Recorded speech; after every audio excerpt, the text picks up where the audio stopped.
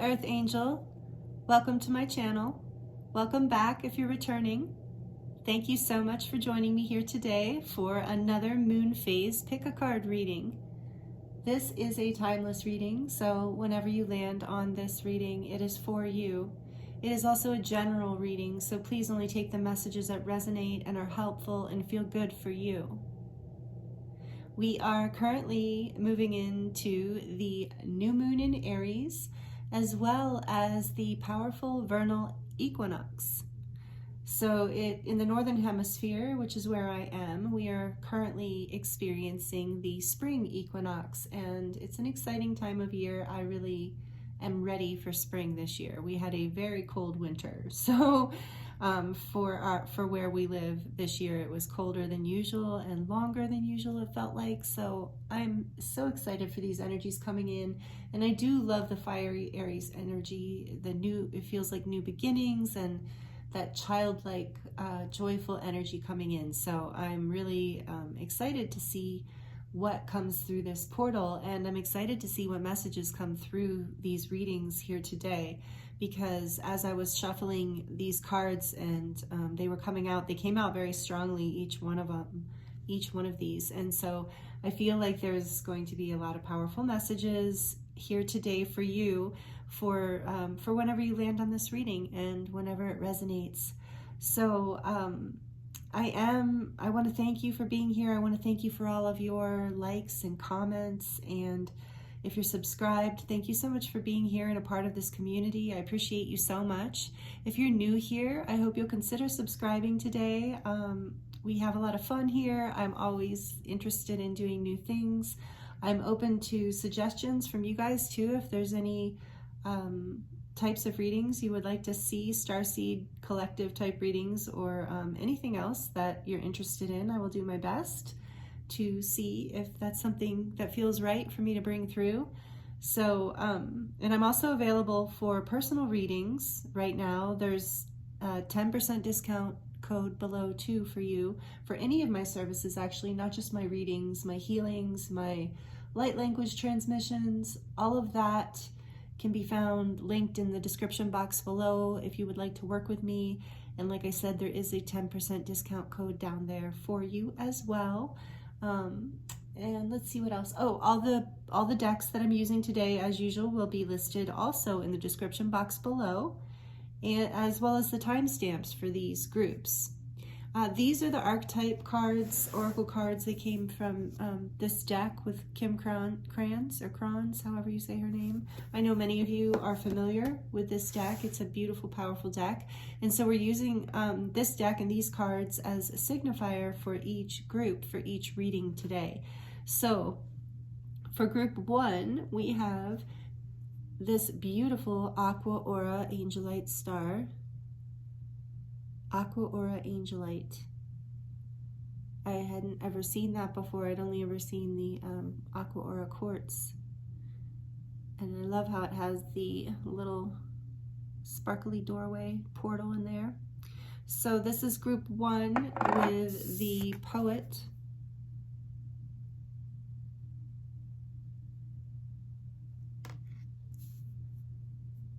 And I know this is a new view for those of you who have been with me, are used to the other angle that I normally start with. I'm changing it up because it just takes too much time to keep changing the camera, to be honest. So I will insert an overhead if that makes it easier for some people if they want to pause it. So sorry, group 2, we have the polychromated, I believe it's called polychromated Jasper heart. It's really beautiful.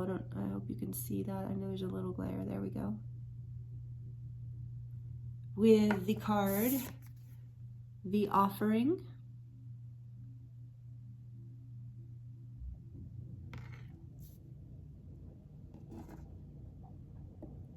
And for group 3, we have the Himalayan quartz point, but it's Himalayan quartz, very clear.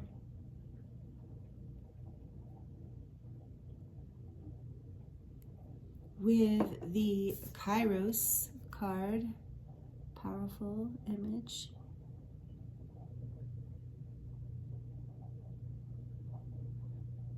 It's interesting, that's how, and maybe this, look at it this way perhaps, because I know it's an eye.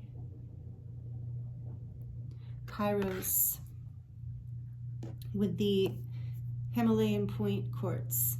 Himalayan quartz point. So group 1 with the poet, group 2 with the offering, and group 3 with Kairos.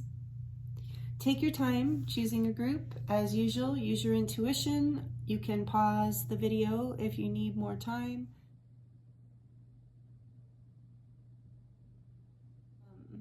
Also, you might feel drawn to more than one group, and that's fine. Also, there might be messages in more than one group for you today, maybe in all 3 groups. So use your intuition, and like I said, only take the messages that resonate for you. The timestamps for each of these groups will be listed below, so you can jump right to your reading. And I look forward to seeing you there.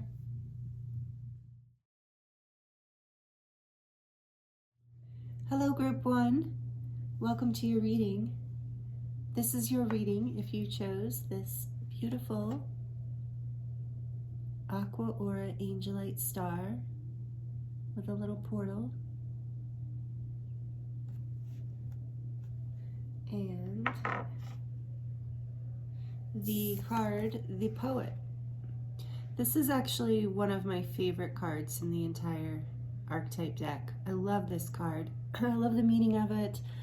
I love the energy of it. I personally feel like I identify with having a poetic soul, so to speak. So I resonate with this, and if you've chosen this group, then this is what Spirit wants to talk to you about. Either you already are resonating with this energy, or you're being encouraged to connect with this archetypal energy. And so what's interesting about the Archetype deck is meaning that these energies exist out in the ethers, basically, for the collective to tap into whenever needed or wanted. Just because you don't always identify with an archetype doesn't mean you won't sometimes, or that you can't choose to. So this is an invitation to see life with more poetry from an artist's frame of mind. It opens up the more feminine energy within you, whether you identify as a man or a woman. It doesn't matter. This is about this opening up this creative life force energy within you, where you start to see all of life as beautiful, all of life as colorful and magical. So you know how, I mean, there's a lot of poetry that is written about love and heartbreak and pain and suffering. And I mean, there's a lot of poetry that's written about the beautiful aspects of love as well. And the joy of life and childhood and all kinds of things. But essentially, the thing about poetry is it's neutral with the energy. It's neutral to the energy. It's in love with all of life. It's understanding and enjoying all of life. So even when there are there is sadness, or there are difficulties or challenges, like even seeing those in a poetic light. And when you bring that softness in of beauty, that soft, see the moon, this person is, there's these hands holding this moon, or this, it's more of a luminescent light, you know, it's a softer light. So I feel like for you, group 1, that you're being, through this powerful energy portal that we're moving through, you're being encouraged to soften your perspective and your thoughts. There are messages coming to you from all around you, and some of you are artists already. And if you are, just know that you are in a time, whoever you are, whether you identify as being an artist or not, you're in a very creative time, and the opportunity for you to receive more messages. I'm seeing all of these birds as thoughts and messages. So coming in and out, you know, so like this reciprocity between you and the universe. And this happens through this softening of your experience, through seeing every experience in a poetic light. And so I am going to read from the book, just because I feel like her words are valuable. That's what I'm getting intuitively from the card. Let's see. And so this is about the artist. I thought so. I can't remember all the cards. So this says the artist, the keywords for this card are the artist, the witness, the truth teller. Oh, and something, this is a side note, sorry. Something I forgot to mention in the introduction is I'm planning to pull charms at the end of each reading. So stick around for the charms and the baby tarot too, if you like that. So I'm gonna, yeah, I want to do that today. I'm feeling called to the charms and that today. So I just wanted to fit that in because I totally forgot to mention it. I might remember to put it in the introduction, but I don't know. Anyway, just in case, that's that. All right, so back to this. The artist, the witness, the truth teller. The poet's work is to feel immensely and not be afraid. They must seek out truth in the darkest corners of the world and carry it back for all to see. This unique capacity resides within us all, regardless of our relationship to creativity. When the poet energy is present, there is a call for deep honesty and reflection, for seeing the big picture within the little one. The poet rides effortlessly between the personal and the universal. It's possible that others may not seem to listen or care about the poet's work, but do not be discouraged. The words of the poet ring true for centuries to come, soothing the wounds of despair and violence that captivate our world. The poet's work is never finished. Find your voice and trust that the wind will carry it. Wow. And so then it says when it's in the light space, it's clairvoyant. And so clairvoyance is part of this too, with it looking, it's like they're looking at this crystal ball. It reminds me of the moon, but it could also be like looking into the infinite. I feel like this softening opens that ability. Clairvoyant, wise, timeless. And when it's in the dark, when this energy's in its darker, lower aspects, it's harmful words, a sharp tongue, or thwarted creativity, meaning like stuck creativity. So maybe that resonates with some of you. So beautiful. So you're being called, this is the energy that is opening up for you right now, regardless of whether you consider yourself an artist or a poet or any of that. Beautiful. So let's see what else we can get. I have some tarot, of course, that we're gonna pull from, and the Dragon Oracle. I'm feeling like I want to do the Dragon Oracle right now, actually, which is, it's weird because it's normally an advice one, but I just want to, I am feeling like I'm feeling the call. Now's the time. So what messages want to come through for group 1, please, Spirit, about this beautiful poet energy that they are vibing in right now? What else? Ooh, so the dragons really want to speak here. Silver lunar dragon. Oh, you're kidding me. What did I just say? Already we're right off the bat. I love it. We're off to a good start. So silver lunar dragon bathes you in divine feminine light. Come into balance and practice peace, harmony, and cooperation. Expand your causal chakra.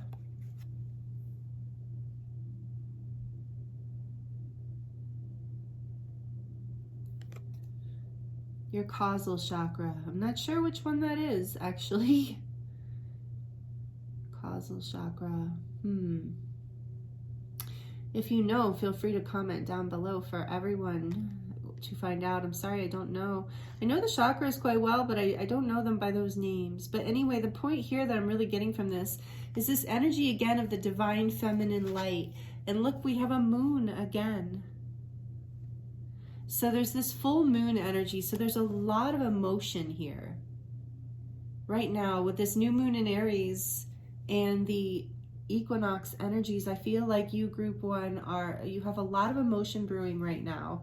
So you're being guided, and your angels and guides are encouraging you and blessing you with this energy of being able to feel more peace if you can soften your thoughts and your perspective on the things that you're seeing around you. That's what the message I keep getting for you. There's so much of this energy of the moon and the divine feminine light. And then we have the golden Christed dragon. So it doesn't matter if you're Christian or not. The Christ energy is just this very high frequency, loving expanded, beautiful energy, so like holy and royal. So brings you higher love so that you embody the Christ light. Absorb the Christ light, you are protected. Expand your heart and remain fifth dimensional. Expand your heart, you are protected. So I feel like this is like, stay in this high frequency energy. And I love how this gold is matching the gold in the poet too. There's this call to raise your frequency so that you see everything is beautiful, because beauty is a very high frequency. And there have been many times in my life when I have been sad, or, you know, I guess we all do this, like, you know, when you're watching a sad movie or reading a sad book, or you're having kind of a sad, that's easier because it's more detached from you. But having a sad experience in life, there many times it has occurred to me how beautiful that experience is. And like I said, this is what artists express, and poets in particular. So you are being encouraged, because it's the poet. You are being encouraged to use your voice. There's something about sharing your voice. And you know, I just did, at the same time that I'm releasing this video, excuse me, see, voice, hold on. I need some water, sorry. No, this is exactly what I'm talking about. The fifth chakra closing up a little. This is exactly what happened. I just did a collective starseed lightworker reading for this period right now, for this equinox phase, for the new moon in Aries too, but mostly it was an, you know, equinox themed reading. So if it feels right, watch that reading. If you resonate with being a starseeder, a lightworker, a healer, an artist, I think many of you here are artists. You know, I really think that collective reading is going to resonate with you. So there was a lot in that about using your voice. And it's just a collective reading. It's not a pick a card. So it's general messages. So you'll just take what resonates. But I have a feeling a lot of it's going to resonate for you. So, yeah, I released that one at the same time that I released this one, or around the same time, around the same day. So it should be easy to find. It's called, and I'm releasing collective. So you might resonate with that, with being a starseed or a light worker or an artist or a healer. I also say you might resonate with being, and don't get hung up on these labels. It's just, if it resonates, you might feel like an old soul. You might just know that you're on an ascension path, or you're a deep person on a path of spiritual growth. So maybe labels aren't your thing, and you're just identifying with being on this very deep, expanded path. So however it resonates, thank you for being here, and thank you for bringing your energy. It's an honor to read for you. This is really beautiful, powerful energy. I feel like there's a softening coming in for you, this golden Christ light. It's like this beautiful, balanced, healing light. And I feel like there's a lot of abundance in this for you as well. When you start to see everything as beautiful, you start to appreciate everything, and that really raises your frequency even more, and calls more good things to you. It attracts more good things into your life. So let's see what's on the bottom of the dragon deck. We have the green gold dragon from Sirius, brings universal knowledge to you, to your spiritual pathway. Learn about spiritual technology, be a transmitter of sacred knowledge. So maybe that's part of what comes through this expression, is this sacred knowledge that comes through your authentic expression of your heart and soul and your essence. Your personal resonance holds codes and beauty. The way, you know, from a poet's perspective, every single human being is a work of art. Every experience is a work of art. So expanding yourself, raising your frequency into this perspective, setting yourself free, like these birds are just free. They're not trapped in that darkness. It's like, look, they were trapped in this darkness.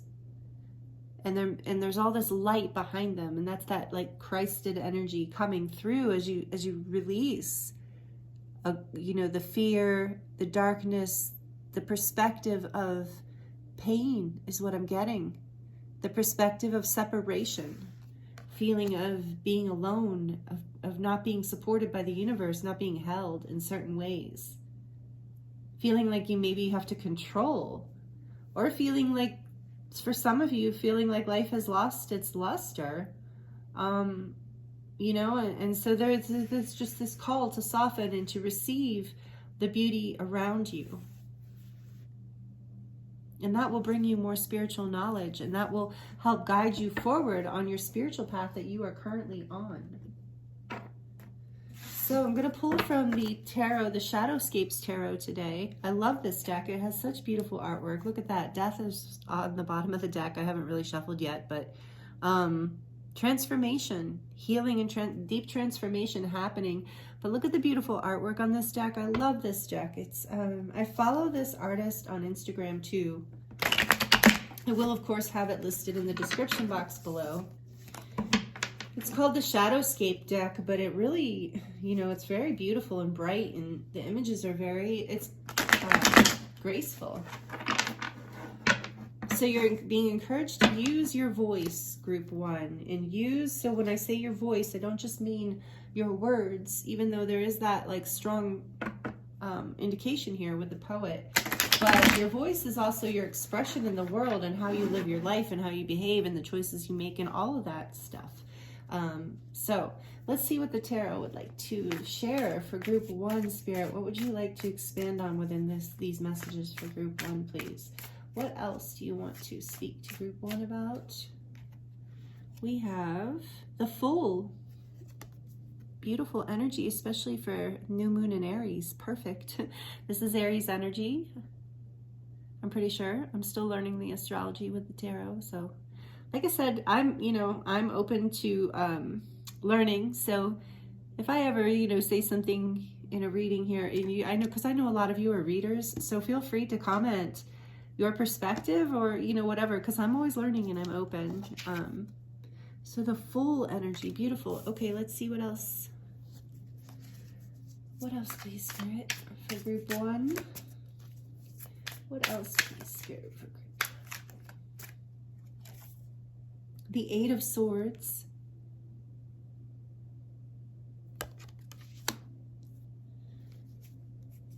What else, please, Spirit? Queen of Wands, beautiful energy.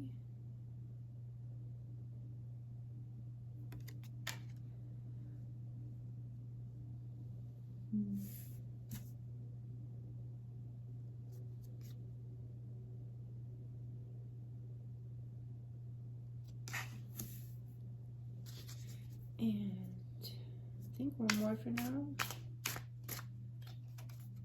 The Hierophant. Yeah, I really feel you. Group one, I think you're going to have messages in that collective Starseed Lightworker reading I did. Bottom of the deck, we have the Ace of Pentacles. Both the Hierophant and the Ace of Pentacles were in that reading as well. Back of the deck, the Ace of Pentacles. Yeah, so this is a gift. This is a blessing from the universe coming in when you can soften. So this is what this, I think this is one of the main messages Spirit wants to bring to you today. Group one is, this is like, if you landed on this reading and it's resonating with you, whenever this time in history is, it's like I'm really feeling that this is part of your spiritual growth path. You're being tested in a way. There's something that you have been experiencing. You've been approaching life in a more linear, controlled, directive kind of energy, and it has been blocking your gifts.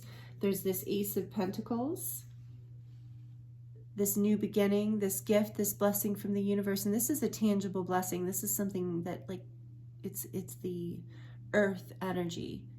So it's like something real coming in, like a fresh, like a brand new beginning in a real way wants to come in. And I feel like there has been this block for you, this holding back energy that you have been, feeling maybe like you have to control things or just fearful. So there's this new beginning being encouraged. Like this Ace of Pentacles is the energy, the gift, the blessing that wants to come in.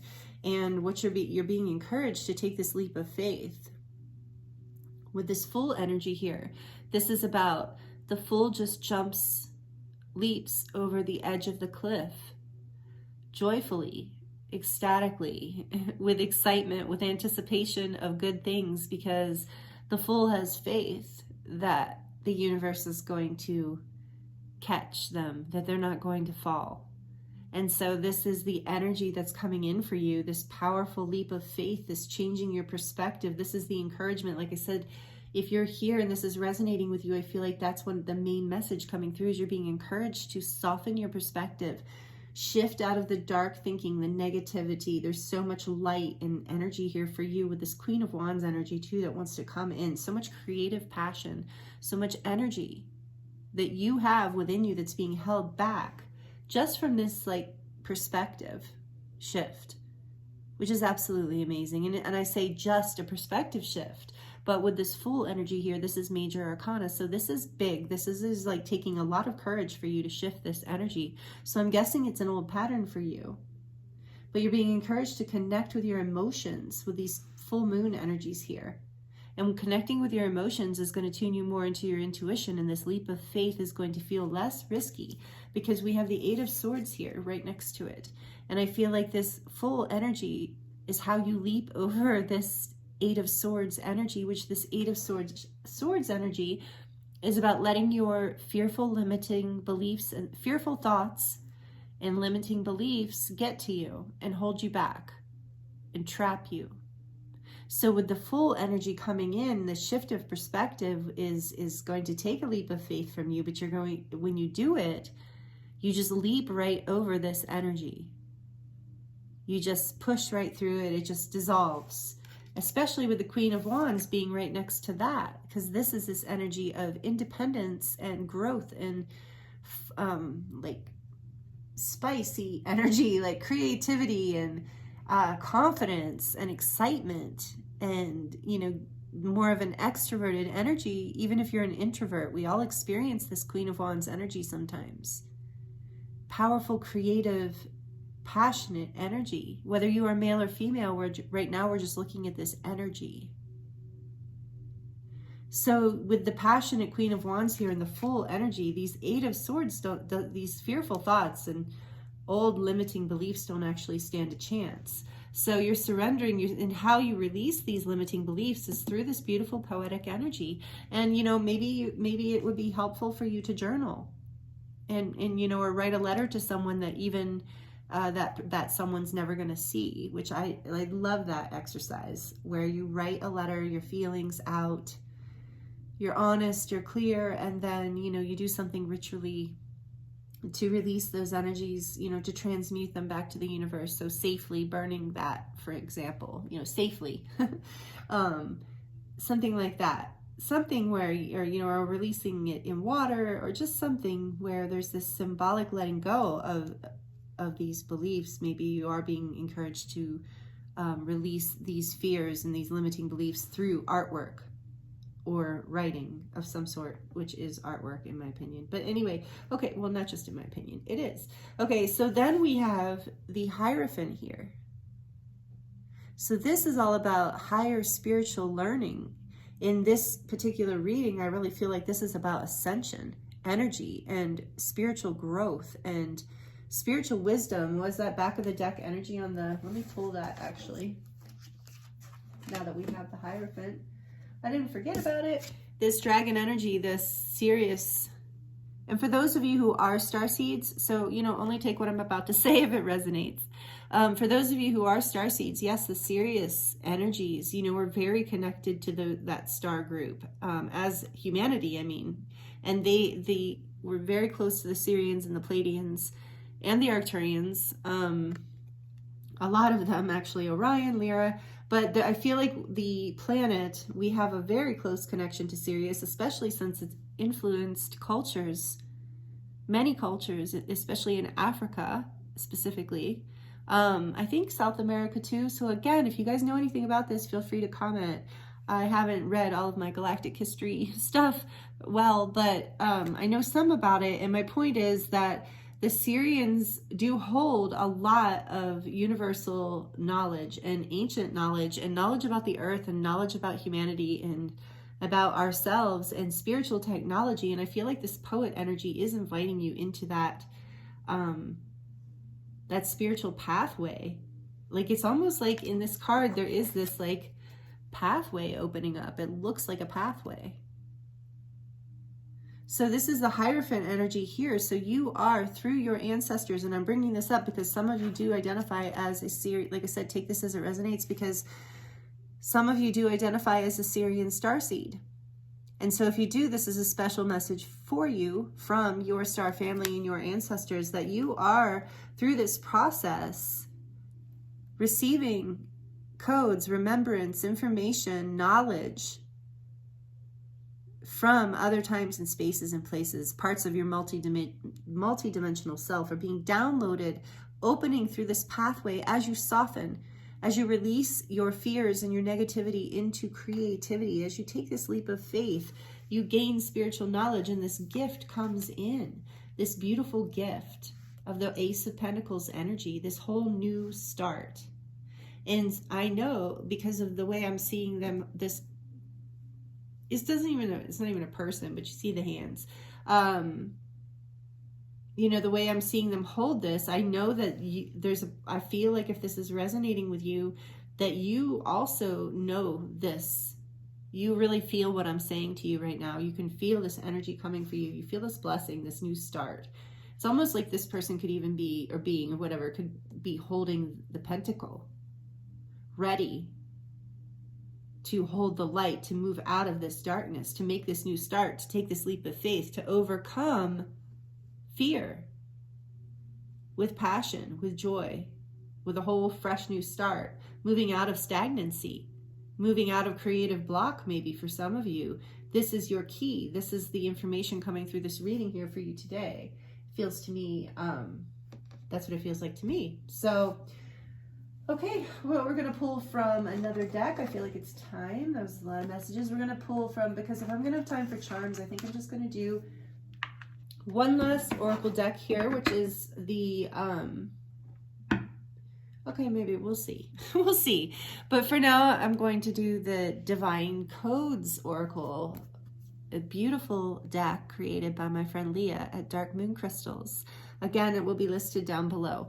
And it's a wonderful ascension deck. Lots of amazing, powerful messages in here, all channeled. She's great at channeling and creating decks. She has several decks, ascension decks, and this is just her newest one, and I love it. So we're going to see what messages want to come through here for you, Group 1. You know, I always set the intention that these readings be short. And maybe I'm going to do that someday. Maybe I'm going to find a way to just, maybe I just have to use one deck. But anyway, okay. Messages for Group 1, please. Spirit. Whoa, that was quick. Okay. Number 18, flow and presence. Live in the essence of flow and remain present. No work is required at this time. Well, that's nice. See, that's that softening energy. That is that divine feminine energy of flow. The masculine energy is more of the presence, actually. But so this is a balance. Again, you're being called again to balance between the masculine and the feminine energies. And right now I'm really feeling in this reading a call towards softening into the feminine, regardless of your gender orientation. Can you see that? I think you can. Yes. Okay, beautiful. And back of the deck we have Valley of the Soul. Explore the divine blueprint to unearth your soul gifts, memories, and past life karmic ties. That's what I was just saying here. It's like this path you're coming out of this darkness. And I'm not saying the darkness is even bad. Maybe I should have clarified that earlier. Feels like it was like such an important part of you coming into the light of this new opportunity, this new beginning, releasing karmic ties so that you're starting here with the full, completing a cycle. The full is, you know, the new beginnings, fresh new start, brand new, no karma, starting fresh. So there's something you're really releasing, and especially in these Eight of Swords, a lot of fears and limiting beliefs that,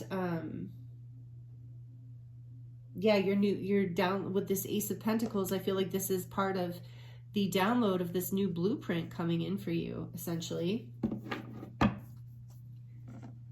Okay. lovely. These are such nice, such beautiful messages.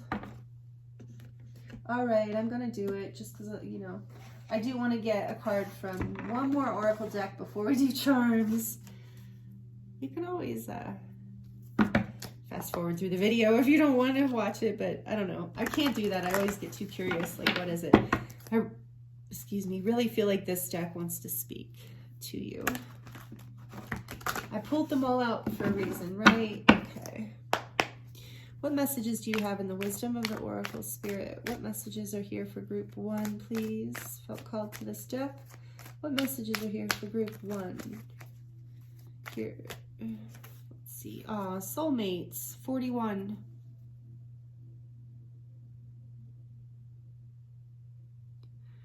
Yeah, and it wanted to come out in the reverse. So I feel like I basically received 3 messages like boom, all at once. So there is this energy here. For some of you, you're letting go of a past relationship, someone that you feel is a soulmate. Just because you're letting them go doesn't mean that they're not a soulmate. Sometimes soulmates are not meant to travel this whole incarnation journey with us. We often remain connected to them, and sometimes they are. Sometimes we just go through phases with them, right? Where we're having a fight or releasing some stage of connection just so that we can learn, grow, and deepen. And there is all this energy of the Hierophant and this deepening and this new beginning and a new offering. So for some of you, I'm feeling it's a letting go of a relationship from the past, and you're seeing it, you're being encouraged to see it in this beautiful way of like releasing it for, like, you know, whatever is yours, you won't miss, you know, like if this relationship was meant to be, then it is for you and it'll return. But if it's something you're done with, over with, learned from, you can release it with grace. You can release it with beauty. You can be grateful for the lessons with the Hierophant here, and you can be grateful and excited for the new mysterious start that's coming forward, and releasing your fears around this, trusting that you can soften and receive, that you don't, with that message here about flow and presence, you don't have to push anything. You don't have to do anything. This energy, you're not going to miss your soulmate. So some of you are connecting with someone, and this is beautiful, and you're being encouraged to soften and just flow with it, remain present in your heart. And for some of you, it's someone that you have, and so this doesn't have to be romantic either. When I say soulmate, it can be a friend, it can be a family member, it can be a mentor, it can be just someone. So that's what I meant by you don't have one soulmate. You have soulmates are people, souls that we recognize from other lifetimes that are part of our soul family, meaning that we keep running into them. We see them in multiple incarnations and across time and space because we are connected. Our souls are connected, kind of, not really sure why, but maybe we're made of the same stuff. Maybe we're kind of from, I think that's it, the same soul family. So without understanding the details, the point is there's a strong connection, this familial connection. When you meet a soulmate, it could be like you just met them, the stranger on the bus or the airplane or on the street, and you just feel like you know them. You feel comfortable with them. You feel like you've been friends forever. That's most likely a soulmate. It doesn't mean anything. It doesn't mean you have to marry them. It doesn't mean you have to know them. It doesn't mean you have to be friends with them. It just means that you are remembering each other and connecting. And most likely, usually it's a very potent connection. It has some sort of valuable lesson. And I do feel that here for you, group 1, regardless of the situation, regardless of the soulmate. The point is there's a gift here in this, and there's a whole new beginning coming in, regardless of your situation. So take it as it resonates. Whatever your situation, you are releasing old limiting beliefs, and you're coming back and you're learning a huge spiritual lesson, and you're starting to see the beauty and depth of this. It doesn't say this anywhere in here, but I do feel your heart opening. And on the back of this deck, we have deep knowing. I love this card in this deck. So you, and I had said that before with the crystal ball here, you have a deep knowing about this. You have a deep knowing about this person. So whether you are moving through a stage with them, like setting boundaries, changing, shifting the dynamic, or letting them go, or coming into connection with someone, regardless of the situation, you have a deep knowing about it, and Spirit's encouraging you to trust that feeling in your soul. Sometimes things don't always make sense on the outside, you know, or to the mind, but you have a deep knowing within you that this person is somehow significant, that this situation is somehow significant. So like I said, take it how it resonates, but you're starting to understand that valuing these connections, that, okay, I feel called to read this again. Love in the essence of flow and remain present. No work is required at this time. I just feel like you needed to hear that again. Remain in the flow of this energy that wants to propel you forward into this new beginning. And that's this feminine energy of just receiving, of softening, of receiving the beauty and the love in every situation, and trusting and being soft in your emotions with the moon energy here, this vulnerability. This vulnerability is here, and it helps you open to this huge spiritual lesson coming in for you is what I'm really feeling. Okay, let's get into the charms. So if these messages are resonating with you, group 1, please like or comment down below, or both, like and comment. It really helps the algorithm. It helps get this video out to other people, and it really helps me, lets me know that these messages are resonating, and I really appreciate it. And it's a way I can connect with you. I love hearing your comments and how these messages resonate, because I feel so many stories, and I love to see what's happening for you guys. So thank you for the comments. Thank you when you share the video too, that helps as well. And if you're enjoying this and you're not subscribed, I hope you will consider subscribing and join this community. So here we go with the charms. It's going to be a little bit loud. So for group 1, please spirit, charms for group 1, please spirit. What do you want to say to group 1? My eyes are closed, by the way. Okay. What do we get here? So we have the little bicycle.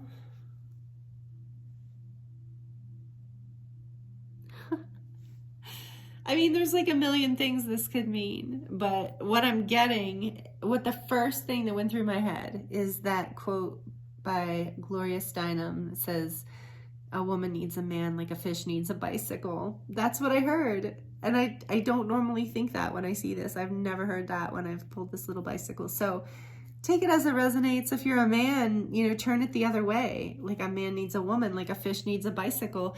And see, there's like little like hearts in the wheels.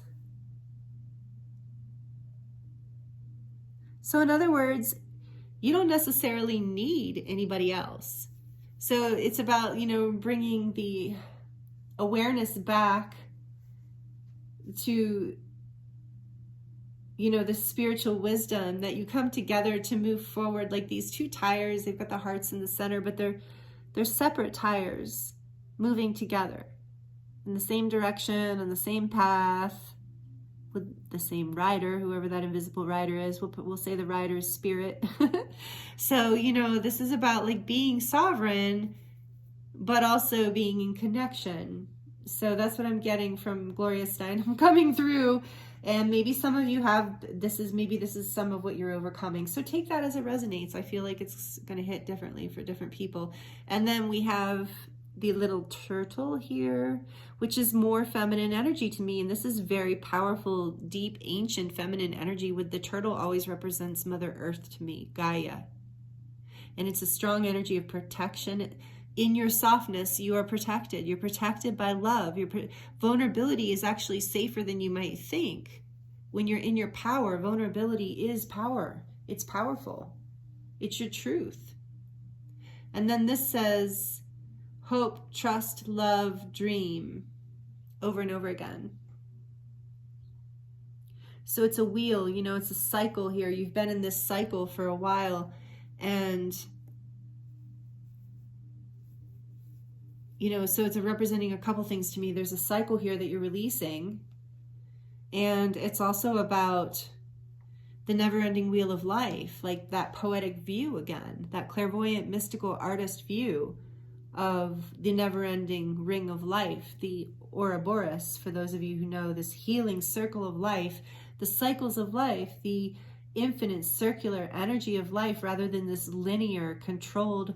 So again, the circular energy is the feminine energy, and the straight line is more of the directed masculine energy, the linear path. And so you, again, here's more of this feminine energy and just these positive affirmations of love, dream, hope, trust.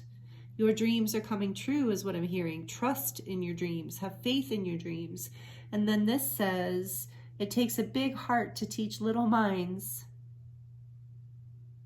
So some of you are actually teachers, and for those of you who aren't actual teachers, you are teachers for your friends, your family, for the new earth. For you are a high frequency loving person. You're on this spiritual path. You're the poet. You're here to show the way to others through art, through expression, through beauty, through your voice, through something that you share with this world.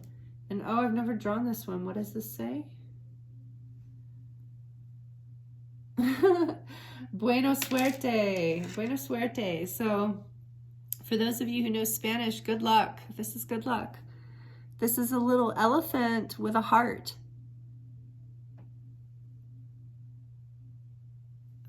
Right? Yeah, why is the heart upside down? It is a little elephant, right? Hold on. Yeah, it's an elephant with an upside down heart. That's interesting. Who knows? Who knows? But anyway, I'm getting from this like that energy of luck, and it says buena suerte on the back. So good luck. Luck is with you. Luck is on your side. Love is with you. Love in the center there. Cute little cute little elephant. So the elephants are also about protection and abundance. So you are protected. I keep getting that message. And with the sword here too, you are protected, or not the sword, the knife. You are protected, whoops. And you are cutting away the things that no longer serve you. So this is encouragement from spirit too.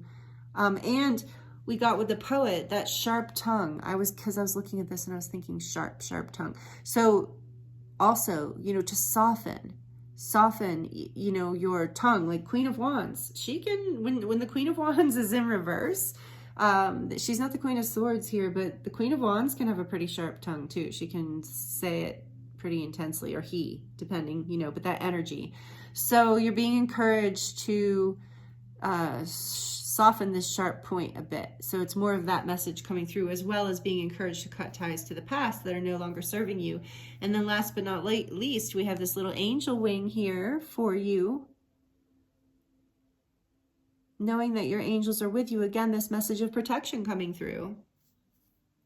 You're protected, you're being guided, you're safe, you have everything you need.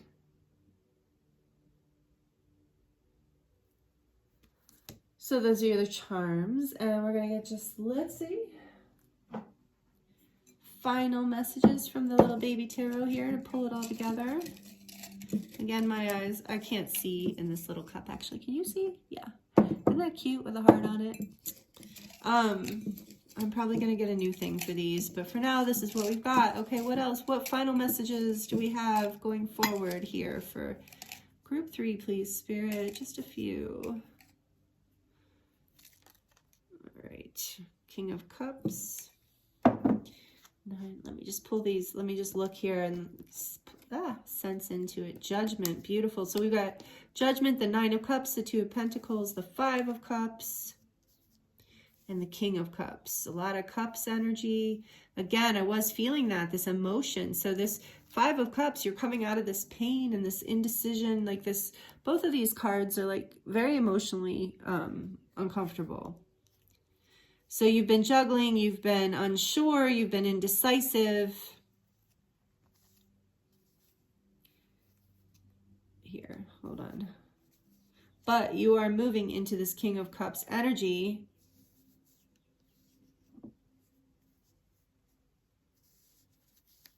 So this is how I feel it. So you're coming out of this regret, this indecision, this juggling, this uncertainty. going deep within and getting really clear on your emotions with this poet energy. You're just, the King of Cups is very soulful and connected to his feelings. So I really feel like for a lot of you, you are being encouraged to write. And with the Pentacles here too, this energy of like writing it down is going to help manifest it. And so you're having this awakening to, like in these two cards could actually be intertwined, but there's this judgment energy coming. There's this calling that's pulling you forward, and it's in this soulmate energy, and it's in this Ace of Pentacles energy, and it's about your wishes and dreams coming true. It's about you feeling fulfilled in your life. You're coming into this awakening, this whole new chapter. So these are just confirming the messages we already received. And that's what I love about the Baby Tarot. So this Judgment card here is this beautiful energy. And as you move through this Judgment, you know, this is, I think, again, correct me if I'm wrong, but I think that's Archangel Gabriel blowing the trumpet, the calling, waking them from the dead. So there was that energy of stagnancy here. The valley of the soul, you know, you're going back, you went back through some dark, and maybe some of you had a dark night of the soul kind of experience, but you're being encouraged to be soulful and balanced, like the King of Cups, who can sit in all this emotion and bring it through poetically and beautifully. This is what you're being called forward to, and it's really going to fill your cups. It's going to start to bring you into this feeling of your dreams are coming true, where you can move forward into this more Ten of Cups energy, the completion of like emotional fulfillment here. But even with the Nine of Cups here, these are your dreams coming true, and I think you're waking up to more of how to make that happen, and there's a softening that's coming in that is being encouraged. And the King of Cups is, you know, the water, the king of water, of emotions. So that energy is comfortable with that, with the emotional realm, with the feminine energy. So, all right, group one, those are all the messages I'm getting here for you today. This has been a powerful, beautiful reading. Thank you so much for joining me, and it's been an honor to read for you. Please like it and comment and subscribe. Do all the things if you like this video and you would like to support me and the channel. Thank you so much again. It's been an honor to read for you. This, like I said, I'm going to bask in this energy for a few minutes here because it's just so beautiful. Yeah, I'm wishing you the very best. It's all happening for you. You just need to soften into it and receive. There's nothing for you to do. No hard work. Just soften, relax. Let yourself be creative and receive and release any kind of fears or tension that's holding you back. Okay, I'm sending you so much love, many blessings, and I look forward to seeing you next time.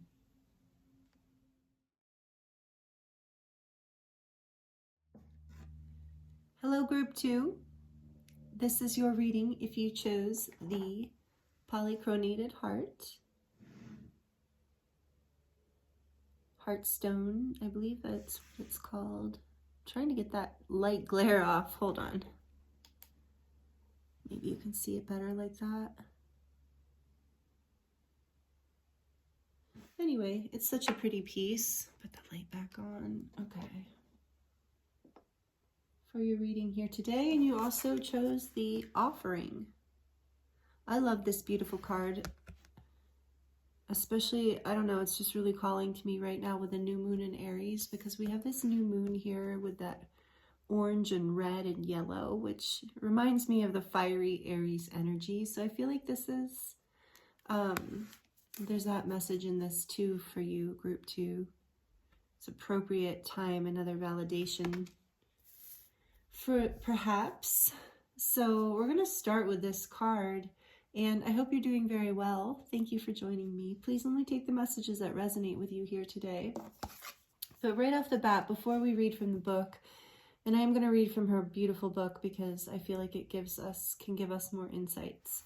I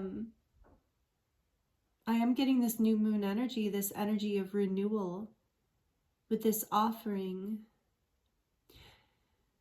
You know, and it's like, I'm being called to all of the darkness around that hand.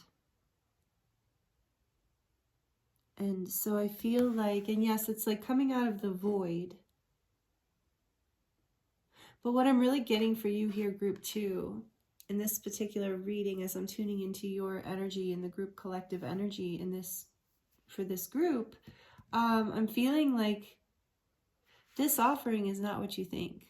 As I'm saying this, you know, because an offering is a sacrifice. It talks in the book, I'll read it, like I said, it does talk about a sacrifice. And we can look at an offering. So in this word sacrifice is the word sacred. And what I'm really getting from this, and when I was tuning in, like before the reading to the energy for this reading, group 2, is that this offering that you are exchanging right now, the energies that are, this is the message that's coming through this powerful equinox, new moon and Aries portal for you right now. I feel like this is the overarching energy of your reading, is that this offering, this sacrifice that you are going to exchange with the divine, with the universe, in order to transmute and alchemize the current space you're in, to move forward into this new beginning, into manifesting something that you feel like you've been wanting, or is more positive for you, perhaps. So what I'm really getting here is that this sacrifice is not going to feel like a sacrifice in the form of the way we normally think about it. With the darkness around here, I feel like you are going to offer to the divine your shadow, your darkness, your fear, your doubt, your insecurity, the darkness within you. You are going to offer that as a sacrifice, because I'm hearing and feeling, group 2, that there's a part of you, at least, take it as it resonates, that is clinging to this darkness as familiar, as home. And so you're being asked in this, like as we jump through this portal, this equinox energy, powerful high frequencies and ascension energies coming in, I feel like that's the energy, the message that's first coming through for you guys, is to sacrifice your pain and your over-identification with separation and bad luck and negative thinking, limited thinking, fearful thinking, doubtful thinking, insecure thinking, all of that, lack mentality, whatever it is, self-worth, low self-esteem. I'm not saying that you're in the pits or that you're the worst of the worst. Please don't take it that way. I'm just feeling like we all have different levels of this shadow within us, with these dark places within us. And it's almost like, it's like the divine is inviting you to take these parts of yourself. And for some of you, I am feeling that some of you are really grieving right now. So if this is you and you're really grieving, please feel the healing energy coming through for you through this reading. I'm feeling so much love for you pouring through from the angels, this healing energy. If you're in grief, if you're in pain right now, you are being asked to offer that as a sacrifice. Let it go. Meaning that the egoic part of our minds, the part of us that believes in separation, sees it as a sacrifice. There's parts of our personality, self, that want to hold on to pain, that want to hold on to grief, that want to hold on to doubt, insecurity, all of that, because it's a comfort zone, or it can also be a setting in the nervous system. So there's an invitation here with this energy right off the bat to release yourself from whatever's been holding you back, whatever belief system, whatever story, whatever fear, whatever excuse, whatever it is. You're being asked to sacrifice that. Offer that up to the divine. Surrender that for this new beginning with this new moon here. Wow, that's a powerful way to start, group 2. Oh my goodness. And beautiful. Like, and then there's, all this color that comes, that's born from this experience of sacrificing what no longer serves you. It no longer serves you. And it might be bigger for some of you. It might be like a situation or a relationship. For some of you, I'm hearing even like a religion or a cultural belief system. So take it as it resonates. But there's an offering here, and I'm going to read from the book. I marked it so I wouldn't take an hour looking for it. So this is the Archetypes guidebook that you can. I don't remember if it comes with the deck or you buy it separate. I think it comes with the deck. But the artist is Kim Kranz, the author. Really amazing deck. But the keywords for the offering are the gift, the present, and the sacrifice. See? I knew, well, I had read that earlier, but that's the part that I was remembering from earlier. Unlike many, so I'm going to read here. It says, unlike many of the other cards in the deck, the offering carries a clear as day message and a call to action. As you may have guessed, it is time for something to be given and given up for the sake of the bigger picture. If nothing comes to mind immediately, though it likely will, take time in meditation to consider what must be offered and who is to receive it. It's likely you'll feel attachment and hesitancy. You'll make excuses, but recognize the link between the word sacrifice and the word sacred. Yes, that's what I remembered reading. One leads to the other. When we offer up something to the greater good, we lighten our load and become more able to serve. Imagine for a moment if you were to offer your whole self unconditionally to the world. For now, start small. Wow. And then when this energy is in the light, this archetypal energy, it's generosity, donation, and volunteering. And when it's in the dark, it's giving with expectation and keeping score, keeping track. Yeah, and I just instantly got the message as I said that some of you, take it as it resonates, have been keeping score with the universe, have been keeping track with the universe of what you feel like you've been giving, and wow, okay, this is, yeah, it's a powerful message for some of you. Feeling like what you've been giving, you haven't been receiving back. Like maybe many of you feel like you've been sacrificing, you've been giving, you've been doing the work. I can hear some of you saying like, I've been doing the work. I don't know what else to offer. I don't know how else to serve. I don't know what else to give. And so what I'm hearing for you, if that resonates, is you re-examine what part of yourself you're giving from. You might be giving from a part of you that's more egoic, looking for validation, looking for rewards, rather than offering something from the depths of your heart, which just fills you with joy. You know, like when people are volunteering, usually it's because they just really love the cause and they really enjoy being a part of the experience. So this is the energy that you're being invited to step into, and anything dark and heavy, you're being asked to release and offer that too. Maybe it's in addition to what other sacrifice that you are making in order to receive more gifts, you know, to up level.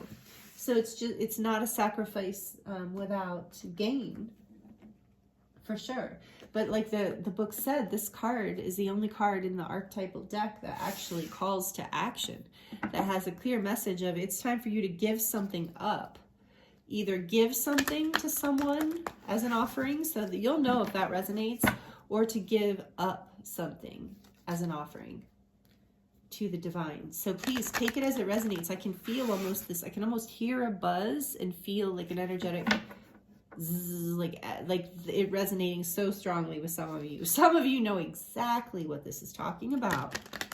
So let's dive a little deeper and see what else. We're going to pull some cards from this dragon oracle, because the dragon energy has been strong with the new moon in Aries, with that fire energy coming in. I've been feeling the dragons, and this is just such a beautiful ascension deck. So what else for group 2, please, Spirit? Oh, I wanted to say too, before I get it, and I think this is exactly where I did it for group 1. I forgot to mention in the introduction, at the end of this reading, I am going to pull some charms and the baby tarot. So if you enjoy that and you like that, stick around for the end of the reading. And I imagine we're going to go pretty deep here and go for a little bit of time, because I was kind of hoping that we would go short today, but I'm here for it. I'm here for the messages that want to come through and for what Spirit is bringing through. So it looks like we're going to go deep today. With this equinox energy, it makes sense, right? So dragons, what energy, what messages do you have for group 2? From the dragon oracle. What messages are here for group 2? The Archangel Gabriel's dragon brings purification. This is one of my favorite ones. Self-discipline will speed ascension and bring joy. You can carry Archangel Gabriel's diamond with you. So take that how it resonates. Ooh, that's the offering. Maybe that's the gift, is the Archangel Gabriel's diamond energy, diamond frequency encoding.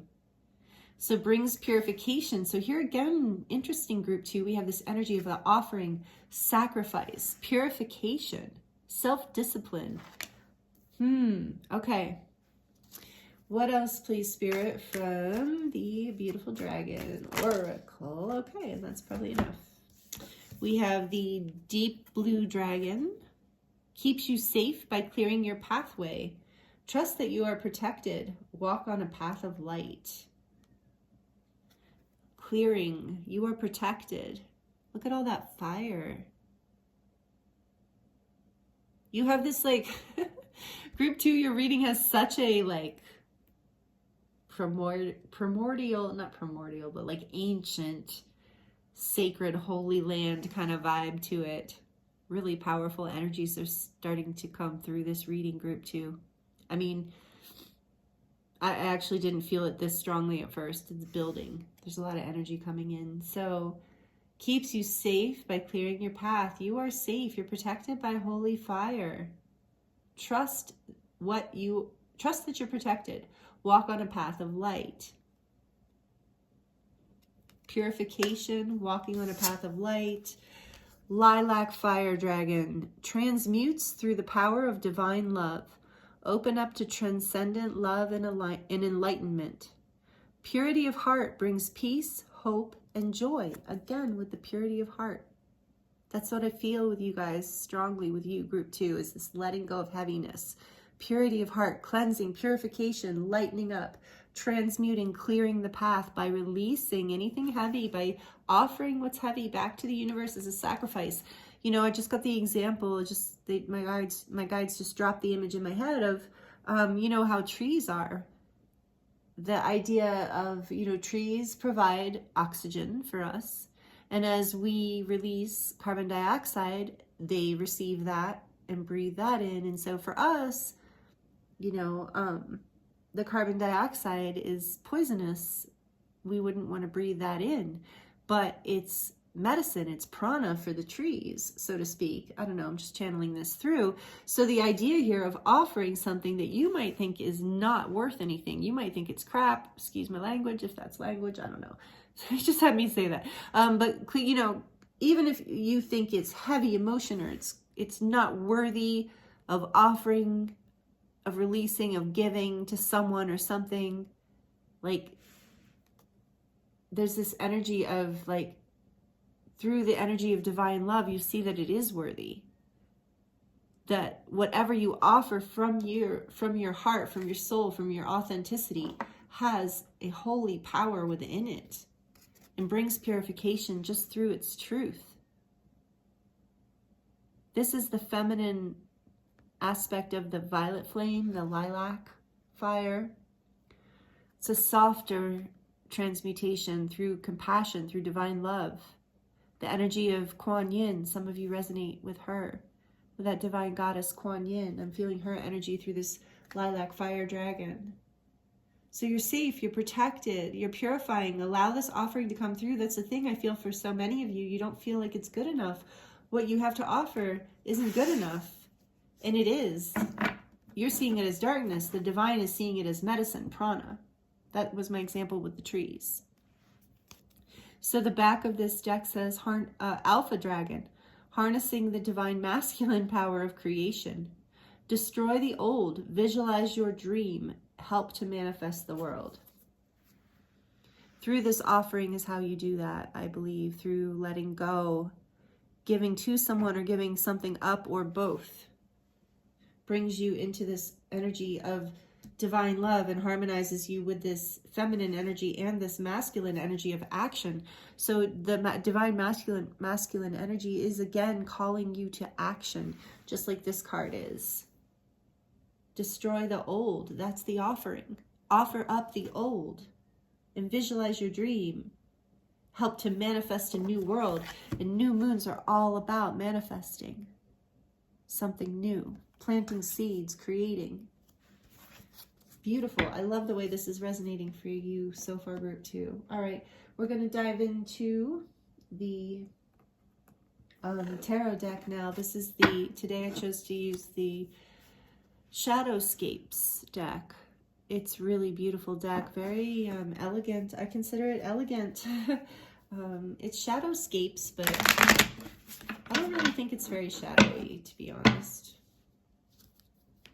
So I do clear and shuffle these decks really good between the groups, just so you know, but I like to do it a little bit in the reading live with you too. So for group 2, please, Spirit. Okay, what else would you like to share? We have the King of Swords.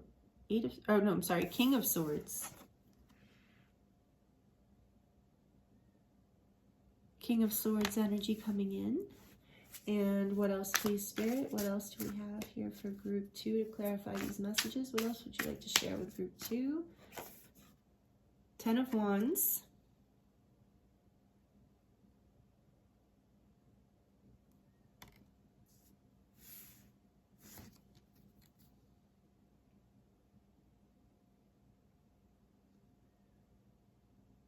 Interesting.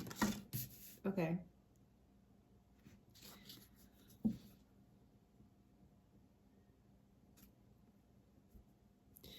What else, please, Spirit, for group 2? King of Wands. We have 2 kings here. King of Wands.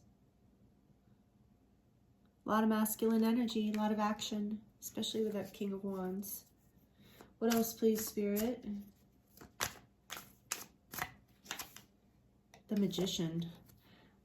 Again, taking action, creating. And this is major arcana, so this is powerful energy.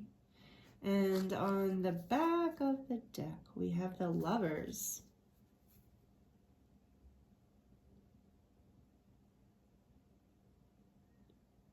So the Lovers, even though it often, of course, refers to a romantic connection, when we're not talking about a romantic connection, we're talking about a decision, even in romantic relationships. This is representing a choice that has to be made. And it's this is a major arcana card, and so this is about a very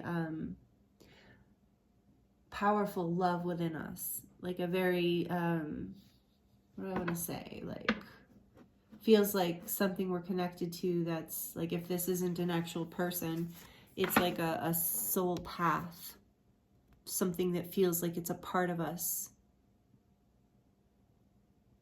So this is some intense energy that you're having to move through with that being on the back of the deck. You're having to make a decision. That's what this offering is about. What are you going to offer?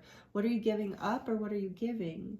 With the Hanged Man on the right behind the Lover. So we're getting a lot of major arcana for you, group 2. So this is a powerful period you're in right now. So trust yourself, be easy on yourself, be good to yourself, because this is a major lesson you're moving through.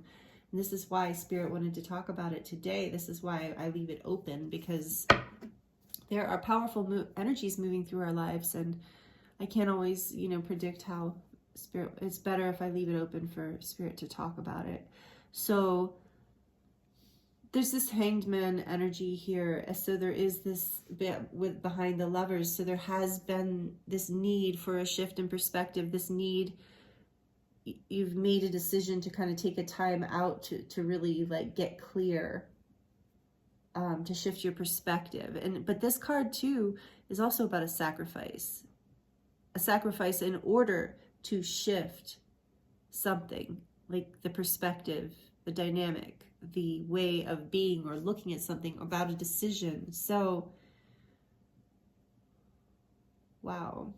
Yeah, this is very clear, this message of you've been stuck, which is why Spirit's talking to you about this today.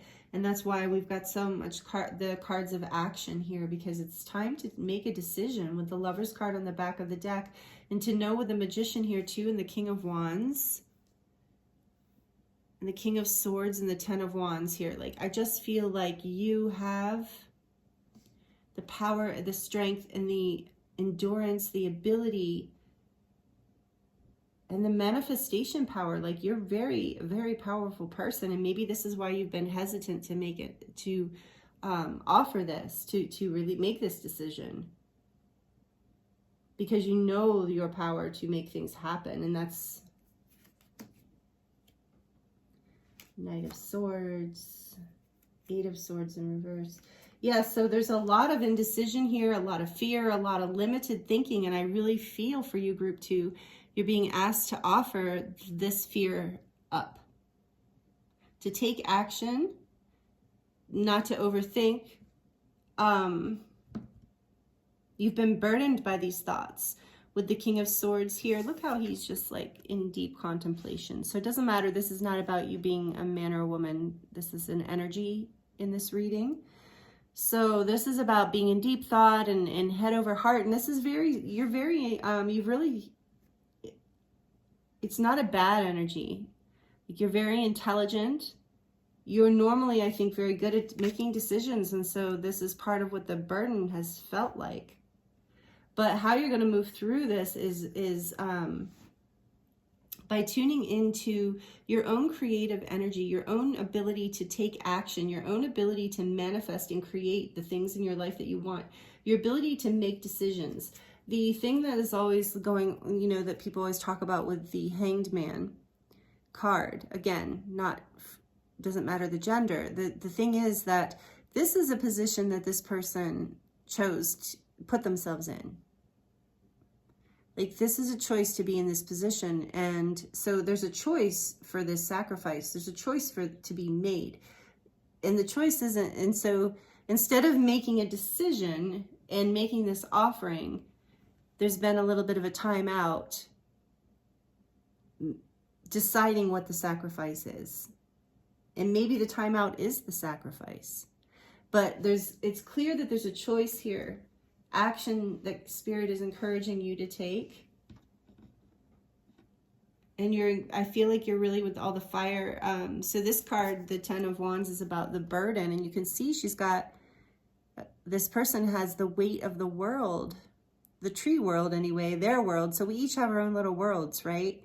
The weight of this person's world is on their back, and in this card too, and it's like thinking about that, thinking about it, and being burdened.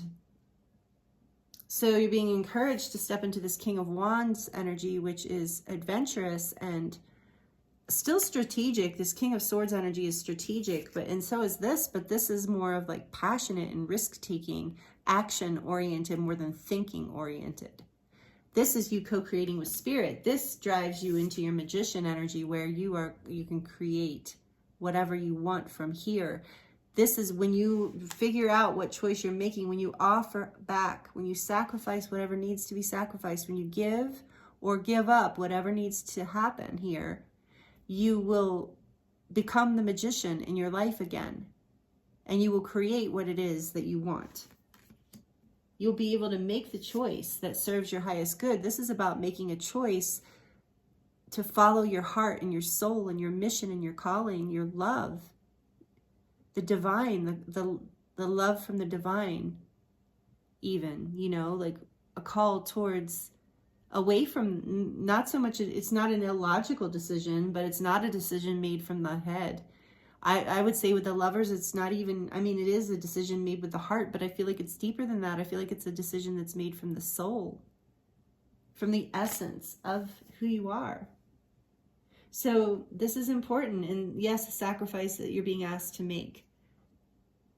But I feel like this is part of a purification. Whatever you're letting go of is holding you back from all this color, all this brightness, all this beauty, all this potential. All this divine love, essentially, in your life.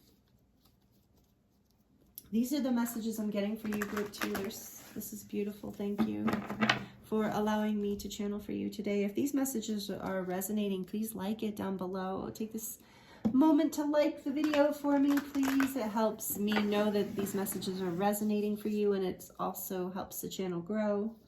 And I really, really appreciate it. And also feel free to comment. I would love to hear, you know, how this is resonating for you. I really feel this energy strongly. It's powerful. Like I said, a lot of major arcana coming through too. So this is a big, big thing. And it's a big shift for you. So we're going to look for in the wisdom of the oracle for some more messages. Go a little deeper here. Get a little more clarity, please, for group 2, please, Spirit, through this oracle deck. A little more clarity here. Thank you. Yes, orphan card, and it wanted to land in my lap upside down.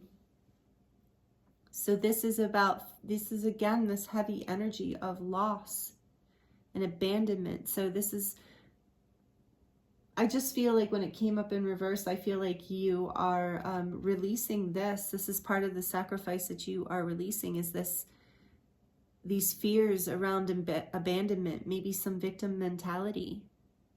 You know, no judgment. And you know, take it as it resonates. But I do feel like there's a real darkness here that wants to be released, that wants to be given up in order for you to move forward. And this is a huge choice. And maybe, yeah, your passions are calling you forward. It's time to create something new. It's time to sacrifice the old aspects of who you are.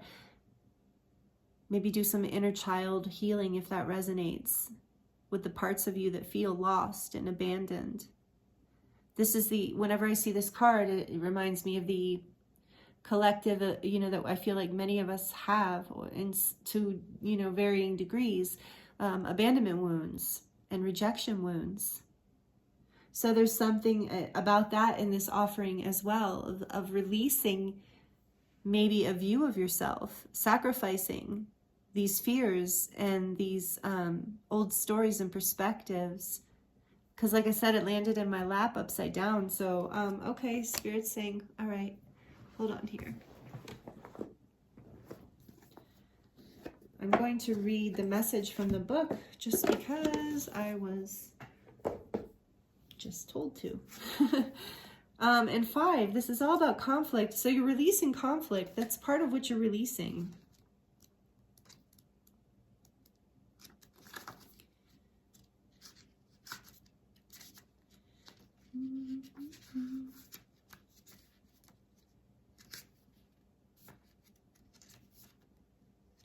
Number 5, the orphaned. The essential meanings for this card are a sense of loss, an identity crisis. See, that's what I'm really feeling. Giving up the old identity, an old story about yourself, an old limiting belief.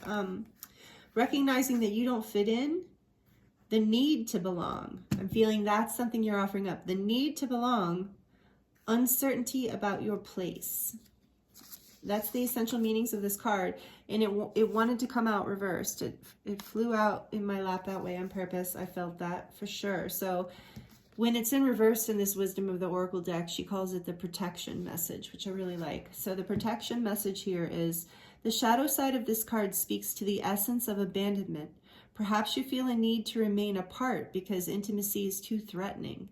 It also warns against creating inappropriate family structures in order to conceal old wounds. It's time to address the unhealthy alliances you've formed and make a decision to heal the past. You will not be abandoned by the world if you claim yourself as whole. Not all relationships are dysfunctional, and not all of them will disappoint you. Don't abandon yourself. You can connect to others in a healthy way once you recognize your patterns and consciously choose to interrupt them. Life wants to love you. Let it. Wow, no wonder they guided me to read from the book. Yeah, life wants to let. So this is the offering. You're offering up this old belief system. Beautiful. No longer need that. It's a burden that you are ready to release. Ready to manifest something new. Sacrificing this old identity, this old version of yourself. Ooh, in the bottom of the deck, oh, yeah. And it wanted to spin around. These cards are just, they're got a life of their own for you, group 2. I love when that happens and magic's happening. Okay, so this is number 45, which is a 9, the completion of this cycle. Time to go. It is time for you to make a decision here to release yourself from these old fears and these old stories of abandonment. Beautiful. I love these messages for you. It's time to go. Take it as it resonates. That might be very literal. That might be the offering for some of you. That might be what is given up, is it's time to go. Leave something behind. And know that you don't need that. Didn't this say that about, I really was feeling that when it came out in reverse, of like healing the abandonment wound by basically becoming your own stability, becoming your own heart and soul and divinity and family. And of course, it's not that you won't have anyone else in your life, but when you really own that, when you heal that fear, when you become that for yourself, when you purify all of these old stories and old fears, then you attract more of that energy into your life. It's ironic in some ways from the standpoint of the lack mentality, it's ironic. But from the standpoint, from the viewpoint, so again, with this viewpoint shifting, from the viewpoint of lack mentality, it doesn't make sense. But from the viewpoint of abundant mentality, it does. Lack mentality says, well, if I let go of this old way of being, or these old situations or people or whatever, then I'll have nothing. And abundance mentality says, when you let go of the old, when you offer the old, you create room for something new, for something bright, for something more aligned, for something more beautiful, for something that feeds your life and your heart and your soul in a whole new way. As you feel sustained in yourself, as you feel like you don't abandon yourself, in whatever way that resonates for you. As you fill your own cup, you then attract people who want to fill your cup. That's the irony. Like I said, lack scarcity mentality will say, oh, well, if I fill my own cup, then nobody will come around. They'll all see that I have my own cup filled and they won't need me and I'll be abandoned and alone and no, the benevolent, loving truth of the universe is abundance and grace. And the truth is, when you fill your own cup, when you're full, when you don't need whatever it is you feel like you're lacking, when you realize that lacking is not a true story, when you're walking around with that full cup, when you feel whole, the abundance perspective, the irony from the lack perspective is when you feel whole and full, you're resonant with others who are whole and full as well. So you attract situations, people, places, things to you that are whole and complete and full. They're full, the cup full, just like yours is. So then you in that experience can share this cup and the abundance can continue to grow and flow. And that is really how I believe truly is our natural state of being. But I also see that it is natural that many of us experience this in this life. Also seems to be a very common thing that we are encouraged to offer up, to release, to let go of, to karmically clear, to purify. So you're being encouraged to take action on this. Time to go. Time to do it. Whatever it is, however this resonates for you. In group 2, I just got emotional with all that. Okay, I just want you to let you know that I just teared up and I just got really emotional with that message coming through. So it's powerful. There are powerful energies here for you, assisting you through this change, because it's beautiful change. I mean, as you think about in history and stuff, like when you sacrifice something, why are you sacrificing something? Because it's an offering for something that you receive back. So remember that what you're going to receive, you're offering something that's heavy and dark. It's just that the divine is happy to receive it. The divine receives it as beauty, as prana, as love, because the divine knows that everything is love and can alchemize and transmute from that high frequency. So no matter what darkness, no matter whatever pain or fear or doubt or whatever you bring the divine, it's not too much. It's just like the trees, just like the divine takes it as like, oh, that's energy. I'm not judging that energy as good, bad, or indifferent. It's just energy. It's just to create creative energy here, this magician. All right, so last but not least, as far as the oracle cards go, we're going to pull from the Divine Codes Oracle created by my friend Leah at Dark Moon Crystals. Oh, look at that, a candle. We just lost a candle right before we pull from that deck. Let me see. I thought I had another one right here.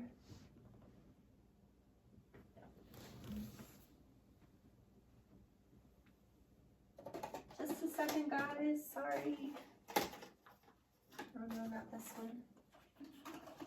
I'll probably edit this out. If I forget to edit this part out, I apologize.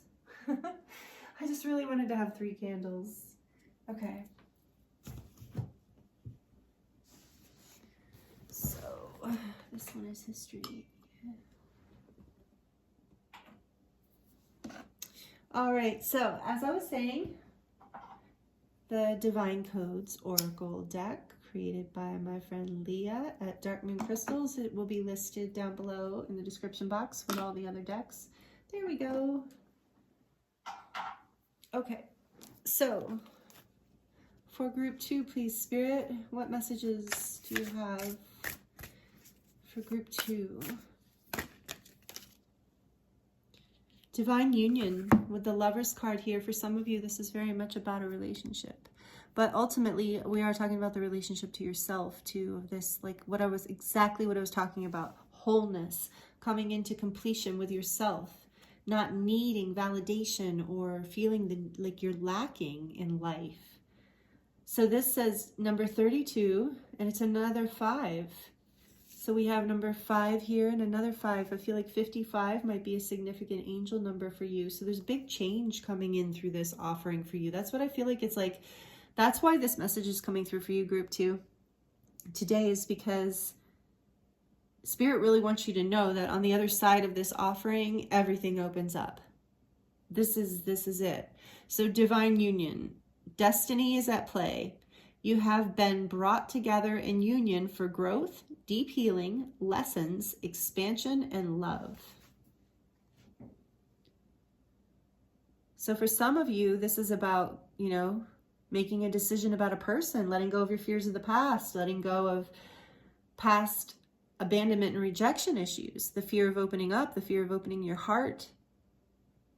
And this can also be in terms, if that doesn't resonate, romantic love doesn't resonate, in terms of career, like business partners or family or anyone that you feel very close to, that you're planning to embark on some sort of project, or you're building anything in life together. This is about coming together with someone, a soulmate, a divine union, a partnership that changes everything, that creates deep healing, lessons, expansion, and love, growth. And this is destiny at play for you.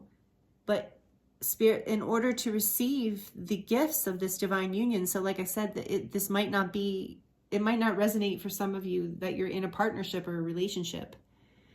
But for others of you, it is. And so in order to come into union, here's another message for you, group 2. If this is resonating with you, is to release, offer up this orphaned energy.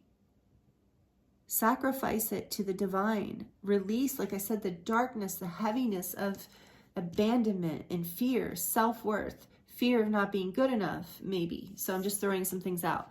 Fear of not being good enough, fear of not having enough, fear that good things never happen to you, fear, whatever the stories are. This is like when you can offer all of that heavy energy of orphaned energy, that abandoned energy, that rejection energy, when you can offer that, you get a new beginning and you get this divine union, regardless of whether it's with a person or within yourself, depending on your situation, right? So some of you, this is definitely about a person, and you'll know it because you're in that connection. It's heavy on your mind and you're manifesting it. Know that you are manifesting whatever your situation is here. The offering is how you're manifesting. You're giving up this heavy lack mentality, this abandonment, in order to come into wholeness, to come into union. And I feel like I want to get one more from this deck because that was so specifically for partnership, even though so is the Lovers. I mean, we have the Lovers here as well. So some of you, this is very much about a relationship. So take this these messages as they resonate, because I'm feeling a lot of different stories here. Please let me know if you feel called to let me know. I would love to hear. What else, please, Spirit, for group 2 before we get into the charms and the baby tarot? What last messages do we have here? We have, whoa, that's cool. Okay, time skip, number 45. There is purpose in the way things unfold. Again, that message. At the deeper soul level, this is understood.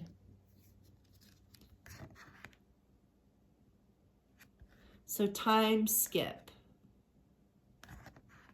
Another 9, like that time to go card, time skip, time to go. Number 9, number 99, the completion of this cycle. Group 2, this is powerful.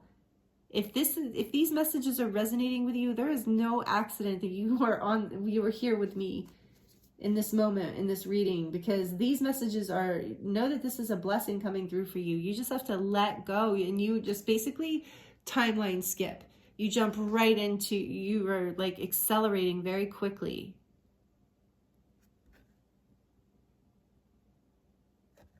And this is all part of that other card was saying, this is all, oh yeah, destiny with the divine union. Destiny is at play. This is fated. Wow. Powerful messages. And then on the back of the deck, we have cosmic support. Another 5, of course. So we've got 55, 555, and 99 for you as far as sacred numbers. If you're into that, Google it. You can just Google whatever your search engine is. You can use angel number meaning and then put the number. So your cosmic team is surrounding you, sending you love. You are forever supported. So more of that energy of you are being supported by the divine. This is a great ending oracle message. You have the support you need from your ancestors, the sky and from the divine, from the love that you are and that's all around you, from your higher self, your cosmic team. So your guides and angels are with you. Beautiful. Thank you for being here, group 2. I really appreciate you, and I really love this energy. Thank you. It's an honor to channel this for you and to bring this reading through for you. If these messages are resonating for you, if you're not going to we're going to move into the charms and the baby tarot. So if you're not going to stick around for that, thank you so much for being here, and please make sure you like the video before you leave, comment if you feel like it, subscribe if you're not already subscribed, and I look forward to seeing you again. If you are sticking around for the charms, we're going to get into it, and the baby tarot. And I think I'm going to draw the baby tarot first. I have a little selenite in here to keep it clear. And I'm going to just try, and I can't see in here, obviously. Can you see me? Yeah. I'm just going to try and grab a couple because we don't need a whole big story, right? Just a few baby tarot for future energies, Spirit. The future energies for group 2. Please, from the baby tarot. Perfect. Perfect. We only got 3. I love it. It's powerful. Because I see 2 powerful cards here. Okay, and the 3 of Cups. Beautiful. The Empress, the High Priestess, and the 3 of Cups. Let your intuition lead you through this. Stay grounded. There is a celebration coming in as you move through this energy, as you conquer these fears, as you go through this offering that you're being offered here. The Empress and the High Priestess right next to each other. Whether you are male or female, this is powerful feminine energy, divine feminine energy. You are highly intuitive. You're highly tuned in. You're very connected. You're very balanced. And yeah, if you are carrying Empress energy, you are abundant and full of the energy for growth. You're moving into a time to celebrate of this as this offering is released. You see the cups and the 3 of Cups here. Hold on. You know, they're all saying cheers, congratulations, you did it. And I feel that after you release all of this, and there's this great energy. Actually, the Empress wants to go here. So follow your intuition with the High Priestess here. You don't, if you don't feel like you want to talk to people about this, you don't have to. There's mystery at play here, but there's a celebration coming in. And for some of you, a union or a reunion. And this is very prosperous with the Empress there. This is very abundant. This is a very, very spiritually guided. There's spiritual growth here. There's soul awakening, soul purpose, soul connection. Beautiful.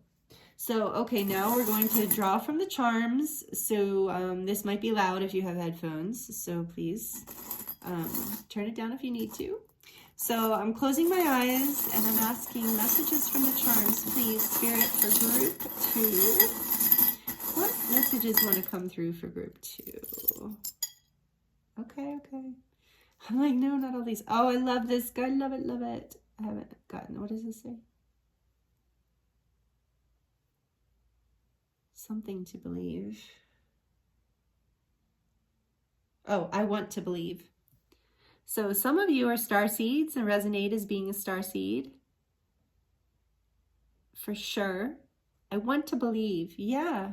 I think you want to believe that this energy can end, that it's possible, you know, for you to, and this is a shout out from your guides and star beings too, of like, in this time warp, they're with you. Like there's this powerful high priestess, there's this spiritual energy here for you. So your star family is with you. Ships, for those of you who resonate, if this doesn't resonate, this message, just leave it.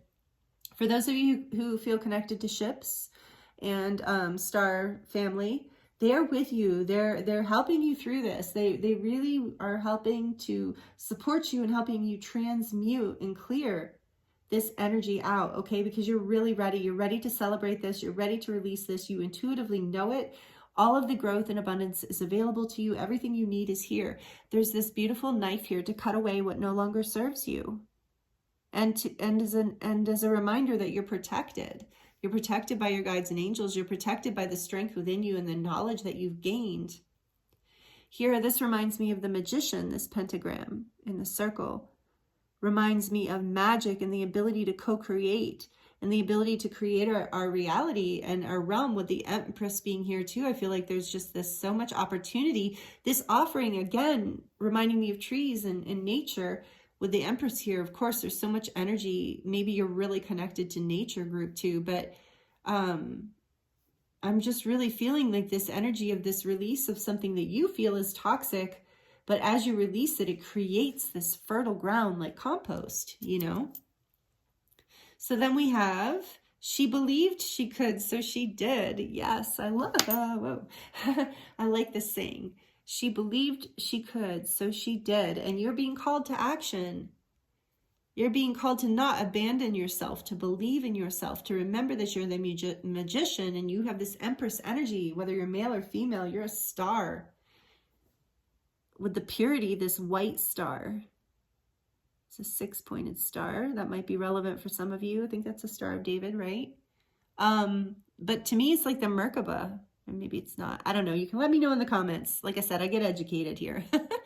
But this is the Merkaba to me, the purity of your light body. You're being asked to purify your energy even. So for some of you, it might be beneficial to get an energy healing or clearing. I do energy healing and light language, just FYI. But of course, you know, with whoever you resonate with. But I feel like that could be helpful to clear your energy. And oh, we have the little Hello Kitty here in gold. And my cat was just meowing. I don't know if you heard it just as I was looking at this little charm. So the Hello Kitty. So yeah, there is this magic with the High Priestess here and the kitty. There is this like, she believed she could, so she did. So there is this element here of you trusting in what you can't see. You know, trusting and having this innocence. This Hello Kitty reminds me of children. In particular, it reminds me of little girls. So it's like this innocence, you know, this purity, this receptive, beautiful, pure energy that you are being asked to align with, no matter what your gender or your age even. It's this inner child, this youthful innocence. And the cat, of course, being so mysterious and magical. You know, this offering is like, it does feel, like I said, almost like this ancient energy of the offering, just like that, where, you know, the cat's there and you're making the brew, you know, the witch's brew or something. So take that as it resonates. But I feel like there's this energy of the familiar, the witch's familiar here, and this ability of this protection and this energy of spirituality and grace. And so then we have, it takes a big heart to teach little minds. So some of you might be teachers. If you're a starseed or a light worker, you're just a natural teacher. So even if you're not a teacher, or however you resonate with that message. You are teaching people around you just by going through this kind of transformation. I'm hearing right now that people are watching you, you know, your friends, family, whatever, people that you're connected to, that know the things that you've been through, and they're inspired by your strength and your, so yeah, as you take action, you're going to be supported. You're going to be showing others the power and strength of it. And so look, then we have 2 knives here. So I really believe this is about being protected and cutting away cords. So maybe there are some, getting the message in this reading that for whoever this resonates, there are 2 specific cords that need to be cut for you, whether they are to people or whether they're to just old ways of believing and being. Allow yourself to heal, get that energy healing treatment. Do whatever you do to take care of your energy body, your light body, to purify yourself, whatever you do to purify yourself, because you're coming into more sovereignty. This like beautiful little crown here. You are sovereign, and this is what you are learning through this offering. This is what this heavy orphaned energy is making you feel confined and separate and victim. And here you're releasing that, and it brings you into your empowerment and your sovereignty. And yeah, you're sailing away from the old, using the wind to guide you, using the invisible forces with the High Priestess here and the Gabriel's dragon, you know, allowing spirit to guide you through whatever emotions come up for you, you know, because the sailboat's on the water. So the water is emotions. And so this is about just allowing spirit to speak to you through your intellect, through your mind, through your heart, to your mind. You know, this is about like allowing yourself to flow through your emotions and trusting yourself, trusting your intuition as this comes through. And then we have this powerful, beautiful pony, horse. I think it's a horse more than a pony. So the horse represents to me compassion and power. It's the power of compassion. And that Empress, and the Empress and the High Priestess have a lot of compassion energy, but especially the Empress. So the creative, I'm hearing the creative power of compassion. So one of the actions you can take is compassion towards yourself, towards others, towards all of the above, towards the entire world, towards everything, compassion. And that will give your heart wings. That will unlock. That's the key to flying free from this old stories of abandonment, rejection, fear, never being chosen, being left out. Whatever the story is, this is, you're unlocking this. You're freeing yourself. Your heart's going to be free. And whenever I see this, this reminds me of like a first chakra awakening. The first chakra, the red diamond energy, reminds me of like this activation, this portal in the first chakra energy. So through, and that makes sense because the orphaned energy is all about, you know, that orphaned energy is all about the first chakra fears, insecurity, not being supported, not feeling welcome or included, not feeling safe on the planet. And so you are moving through a whole new, as you heal your heart. I mean, look at all the chakra energies that are healing through this offering. You know, we have red, orange, pink, yellow, green. So a lot of lower chakras, but also the heart with the pink and the green. So, and the white is there as well for the crown. So we have the whole rainbow bridge for the most part, and purplish color over here and blue. So, you know, think you are, as you are, but you're healing your first chakra through this process. As your first chakra heals, this is what I want to see. Oh, and look, grapes. I didn't even see these. These are beautiful. These remind me of abundance as well, and fruitfulness. And these actually remind me of the Empress, and growth and abundance and vitality and sensuality and connection to the planet. And it's purple for the third eye. So you're expanding your vision. You're starting to see this with the High Priestess here too. There is this energy of that. But what I wanted to say is this is very much a first chakra experience of, you know, of a blocked first chakra, feeling very left out and abandoned and alone and neglected and all those horrible feelings that I said, like I said, tends to be a kind of an universal experience for humanity, I think. But of course, we all experience different levels of this depending on what we've been through. And I sense, group 2, that you've been through a lot with this energy, that it's been a powerful trauma in your life in whatever degree that happened. And I think it goes deeper than just your own personal experience. I think you're carrying this energy, these belief systems, these limiting beliefs, these patterns, these karmic patterns from ancestral lines as well. And you are this powerful, beautiful being, and you're being protected and guided by your angels and your star family in order to transmute this energy, because you're doing it for the whole planet. You're doing it for yourself, and it's going to really change your life, but that's going to benefit. It's going to be one of those things that just kind of like the domino effect, you know, it just benefits going forward, because as you release yourself from this, you shine brighter, you have more to offer the world. The offering, as you release this offering to the divine, this heaviness, you have more to offer the world.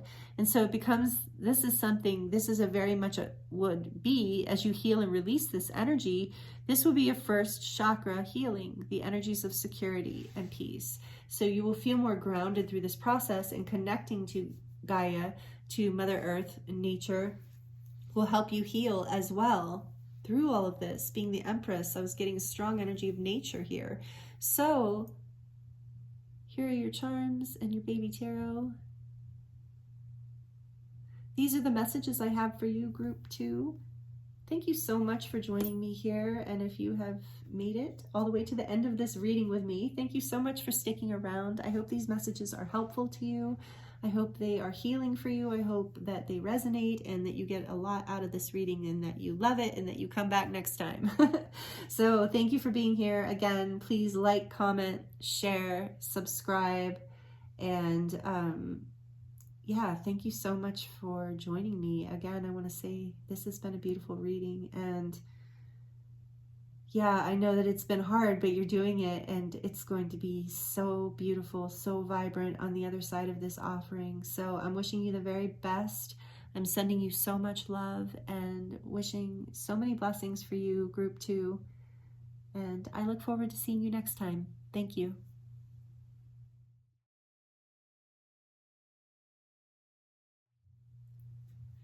Hello, group 3. Welcome to your reading. This is your reading if you chose the Himalayan quartz point, one of my favorite crystals, actually. I think it's, let's see, 1, 2, 3, 4, 5. 1, 2, 3. Oh no, it's 6 pointed, so that might be relevant for some of you. I don't know why, but anyway. Beautiful Himalayan quartz. We're just going to set it there. And can you see it if it's there? Yes, kind of. Actually, you'll see it better if it's here. So we'll just leave it here. Move the calcite. Okay. So welcome, group 3. I hope you're doing really well. The sun is starting to go down. These readings have ended up much longer than I was expecting, but that's okay. I'm here for it. I'm here for the messages. I'm here for whatever wants to come through for you, and whatever spirit is guiding us towards. So I'm going to look at this card intuitively first, and then we're going to look into the book here and see what the book has to say as well, because I feel like it's relevant. So I hope you're doing really well. Thanks for joining me. I already feel like this is going to be a powerful reading, group 3, because of the energy in this card. This is from the part of the book called The Initiations. So this is a really powerful spiritual energy of initiation that you're going through. With the eye too, I mean, you just can't get over the intensity of an eye, right? There's like divine wisdom, inner knowing, the sense of ancient primordial wisdom. And you know, there's a strong reptile kind of energy coming through this as well, of like dragon energy or snake energy. So maybe some of you resonate with that, in the sense of the dragons. I believe there are ascended dragon archetypal energies here assisting us right now, you know, in these times of the ascension. And I think many of you resonate with that and agree with that. So I think if you're drawn to this group here today, there's a powerful, you might have a very powerful resonance with dragons. And I'm feeling that for many of you, if you feel called, you can look into that, and even in your meditation or your alone time, whatever your sacred time, ask that your dragon guide, you know, high level, loving, high frequency dragon guide be revealed to you, because they are activating this ascension energy and kundalini energy on the planet. So this ability for us to alchemize from the depths of our being, through our soul, through love, through light, opening our heart chakra, opening our third eye and our vision, opening our crown and our ability to receive infinite divine encoding and information, and transmute that with this reptile energy, moving now into the energy of the snake, of transmutation and healing and alchemy. Again, I keep hearing the word alchemy. So there is this powerful, plus with reptiles, you know, there's this ancientness to reptiles, this ancient energy. So there's this ancient part of you that is awakening, this divine inner knowing that's waking up. Something in you is being initiated right now, group 3. Something very powerful is happening in your life right now, is what I'm really feeling if you're drawn to this group. And so Kairos, that's what I'm really getting from this card as I look at it. I'm really feeling this, you know, everything I just said. And this connection to these portals, you know, there's these, here, 1, 2, 3, and 4. There's these little eyes, portals. So there's a lot of like portal energy here too, as far as like moving, transmuting, moving from one dimensional space or level of consciousness into others. And with these 4 of here in the eye in the center, I feel like you are adept at this. You are adept at navigating multi-dimensional frequencies, dimensions, and thought forms, essentially. There is a fierceness that's waking up within you. There's with this knowingness, there's a fierceness that's coming with it, an ancient knowingness that's bringing you, see the fierceness in this eye. So I'm excited to see what else comes through for you, group 3, because this feels powerful. But before we dive into the Oracle and the Tarot, I want to read from this book because she has such great insight, you know, since she created the deck. But I love this. So the keywords for this Kairos card is, here, I'll put it here for you. The keywords for this card, mythic time and synchronicity. So there's with our deep inner knowing, synchronicities, and like these little stars could be like synchronicities too. So mythic time and synchronicity. We have all had the experience of timelessness, of life beyond the ticking of the clock. It may be felt as time standing still, slow motion, or losing track of time on a walk or in a lovely conversation. This is known as mythic time, and it is the territory of Kairos. This card suggests there is a secondary time continuum that goes beyond any earthly clocks and schedules.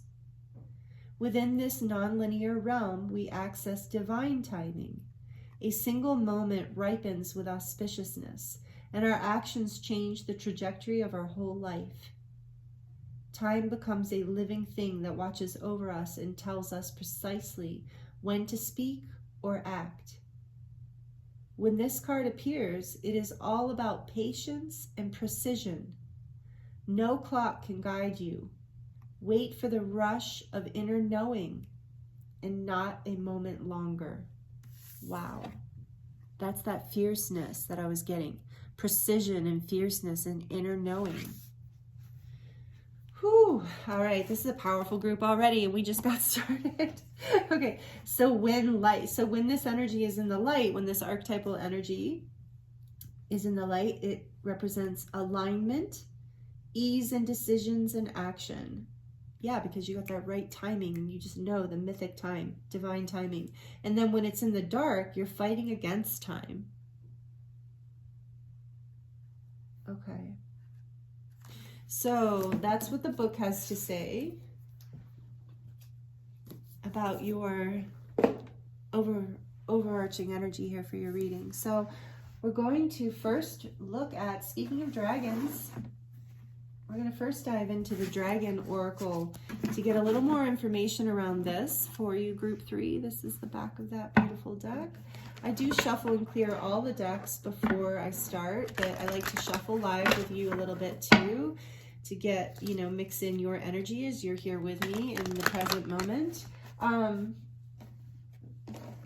I also wanted to let you know, again, I did this in the same spot in each group. How interesting, when I was doing the dragon cards.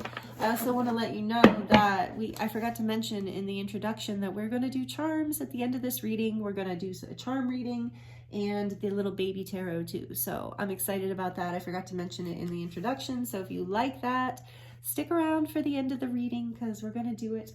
We're going to see, we're going to pull, we're going to go deep. We're going to get as much as we can get here today for you. Okay, so Group 3, because it's powerful. This is a powerful time we're in, and you're going through a very powerful initiation phase, if this is resonating with you. So right off the bat, we have the Golden Orange Dragon. Expands your light for ascension. Be a peaceful warrior. Help those in need, and remember your magnificence.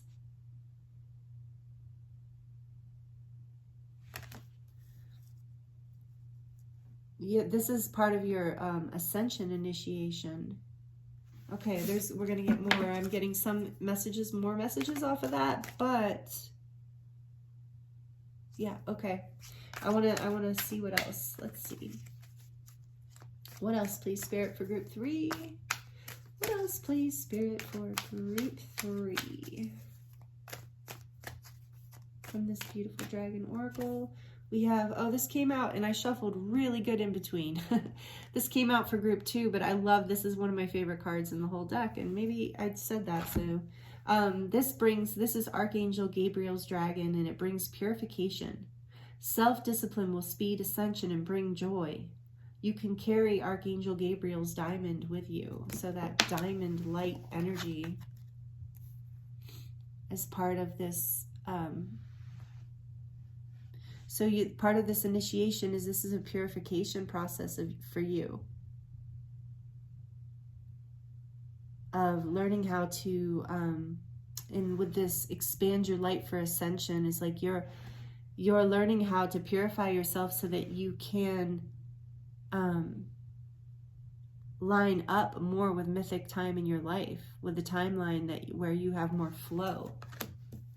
This is part of what you're being initiated into. And one more, or the back of the deck? One more before the back of the deck. Okay. One more, please, Spirit. Interesting. Okay, this came out for Group 2 also.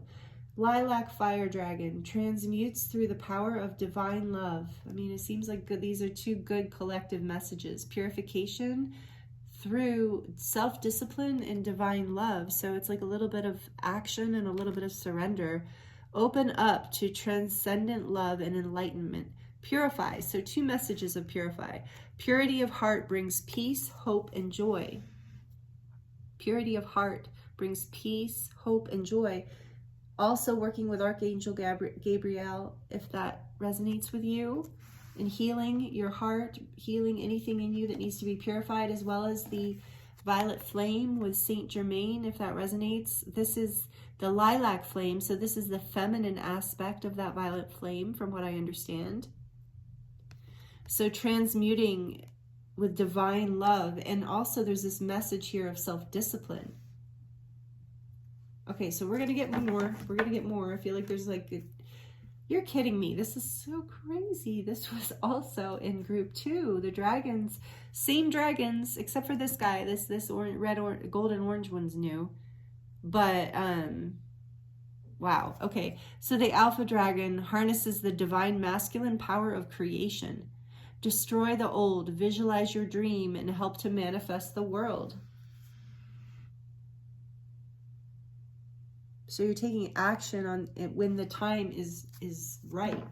And it's through purification and the healing that you receive that you'll be aligned with this Kairos energy, is what I'm really feeling. Aligned to take action.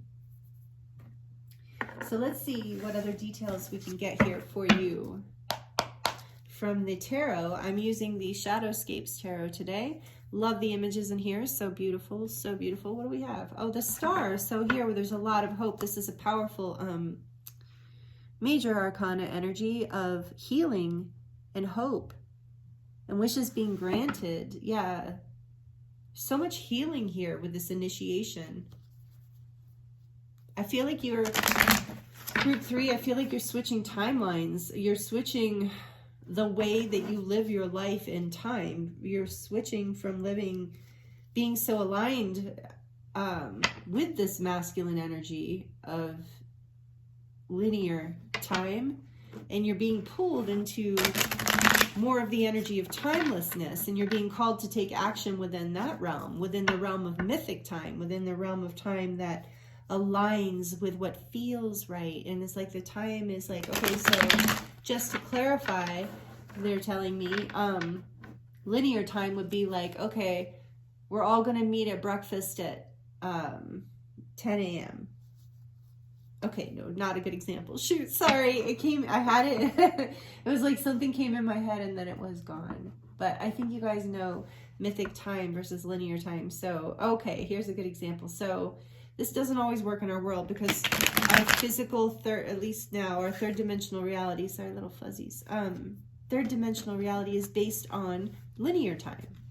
And I'm not saying that's wrong. I'm just saying that's the way it is. And so let's say you work for a company or you're in school and there's this project that needs to be done and it's due to be done by a certain date and time. And so that's linear time. It's saying, you know, by this deadline, this is done. This project needs to be finished. And that's by linear time. But by mythic time, it would be that the project will be finished when it's divine time, which you can't put a date on. Like maybe you could say the date and time that this project will be finished. But if you're listening, if you're co-creating with the divine, if you're manifesting with higher power, then you're aligned with divine timing. And it might be on that linear time date that you created, and it might not be. Because divine time is working, or mythic time is working with the higher power, with co-creation, to create basically synchronicity and perfection that goes beyond what we can create with our linear minds and with linear time. So this says expand your light for ascension right now. This is what you're doing. You're learning how. And I feel like some of you are studying this even or reading about it. You're learning how to align better with these frequencies and these energies. And I have to tell you, as a reader, and some of you are readers and you can relate to this, or you have creative work. And with creative work, I mean, this is often very clear. And I had this problem too when I was doing massage. So what I was going to say as a reader, you know, like when readings, you know I have readings to get to people, personal readings to fulfill for people, and orders I'm happy that I love doing, but it's like there's this divine timing involved. So I'm working between this linear time where the client has an expectation and I have an expectation to have it done for them. And then there is like, I'm dancing with this energy of spirituality, of the infinite, where it's like where there's a compromise, where there's a divine timing to when the reading comes through as well. So there seems to be this compromise that takes place between linear time and divine time. And I feel like that is this like sweet spot that you're, through this initiation process that you're going through, you're learning how to tune into this and to take action right in that moment, precisely. Like that's what to me in this reading is showing up as, this energy of precision and focused action when you know the time is right.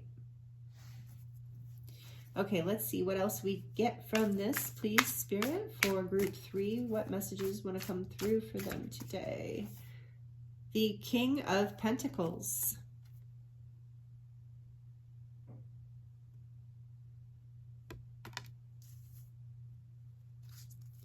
What else, please, Spirit? What other messages want to come through for group 3 here today? Group 3, please, Spirit. 6 of Pentacles. So far, 2 Pentacle cards. Wow. What else, please, Spirit?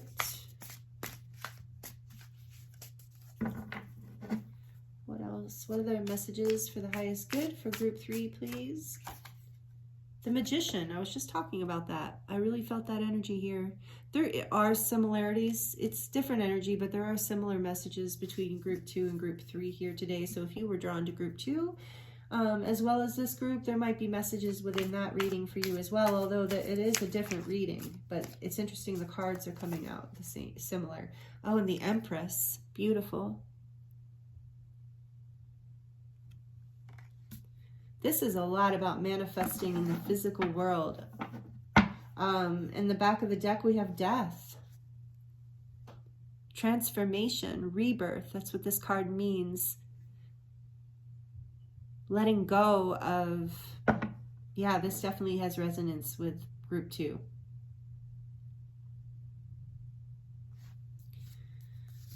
Okay, justice behind death.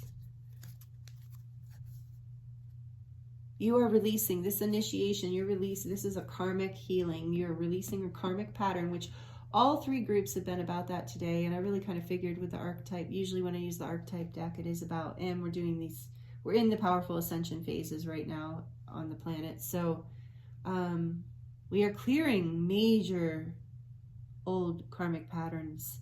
And I really feel like you are learning how, with this Magician in the center, there's a rebirth here. That's going to bring you, you're learning how to manifest abundance and security and reciprocity from the universe and from the world. Look at this beautiful Empress card with the wreath and the butterflies, all of that transformation and growth and abundance. Connection to nature here, strong connection to the earth. This Magician even, he, whatever, take it as it resonates, uses the 5 elements, the 4 elements. I always say 5 because I consider ether to be 5. And, you know, mythic time, we can use that as the 5th element here. This ability to create, to manifest. You're really learning how to manifest in your life in a bigger way. There's a death to the old way of doing things. You have learned, group 3, that when you align with divine timing, you are a magician. You're unstoppable. You are solid and secure. You're able to receive and give in abundance from the universe with the 6 of Pentacles here. So beautiful. There's a divine timing to all this, and I feel like that's one of the biggest messages coming through for you too here. This healing, this transformation, this death. I mean, even in this deck, you can see that's a phoenix. Letting go, clearing away, purifying with the purification and transmutes through the power of divine love. That's the Empress too. She transmutes through divine love. She is all of, so whether you're male or female, it doesn't matter. This is an archetypal energy here. This is the energy of growth and like solid abundance and fulfillment and sensuality, connection to the planet, feeling like you have all that you need here on Gaia. You're manifesting this. You're learning how to manifest this by aligning with divine timing and divine energies. Like you're learning how to tune in with this eye here, like so potent, to see exactly when to invest or when to plant a seed, when to transform, when to take a leap of faith. You're lining up with all of this. And this is part of divine justice. Your experience, this initiation that you're going through with justice being behind death, this is karmic energy, like a karmic writing of an evening out, a balancing for you. This is like divine, it's upright, and it's divine justice coming in. This is going to be, I feel for you, group 3, going to be, or it is, a very healing experience, a very, very healing time period. You're going to feel so grounded and so fulfilled, so beautifully fulfilled. I'm excited for you, group 3. I can feel the energy. So we're going to pull from the wisdom of the oracle here. Let's get some more clarity and dive a little deeper. That was fast. Right over the magician, we have poised. Yes. And he does look poised, she. Poised, sitting on the edge there. But this card is all about like, you're ready. You're getting poised for that right timing. You get in the position and then you feel that moment come in, you feel that energy come in, and you do whatever it is. You take whatever action with that alpha dragon here, that masculine energy of like, so you're poised and ready to go, and you're going to know exactly when to take action. You're going to know exactly when and what to do. No, I'm going to put it here. You're poised and you're ready. Number 48, which is a 12, right? Yes. Which adds to a 3, which is the Empress again. So you are poised for this abundance. You're poised to step into this rebirth. And it's the perfect timing. You're waiting on divine timing. So don't rush it. You're expanding into this. That's what I'm hearing. Don't rush it. What else, please? What else, please, Spirit, for group 3 from the Wisdom of the Oracle deck? What else for group 3? No place like home.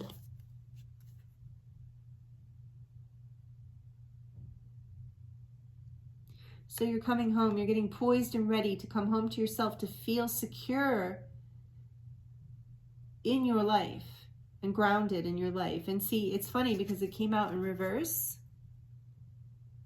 And that's what's happening here. You're turning that around.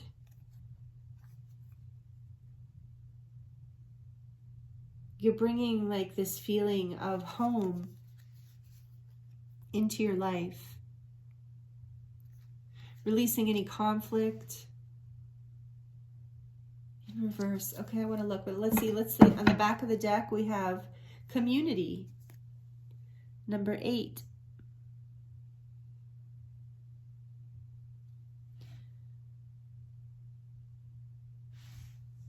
Community. That's the first time I'm getting that vibe. So thank you, Spirit. We're getting a little more information. So this is...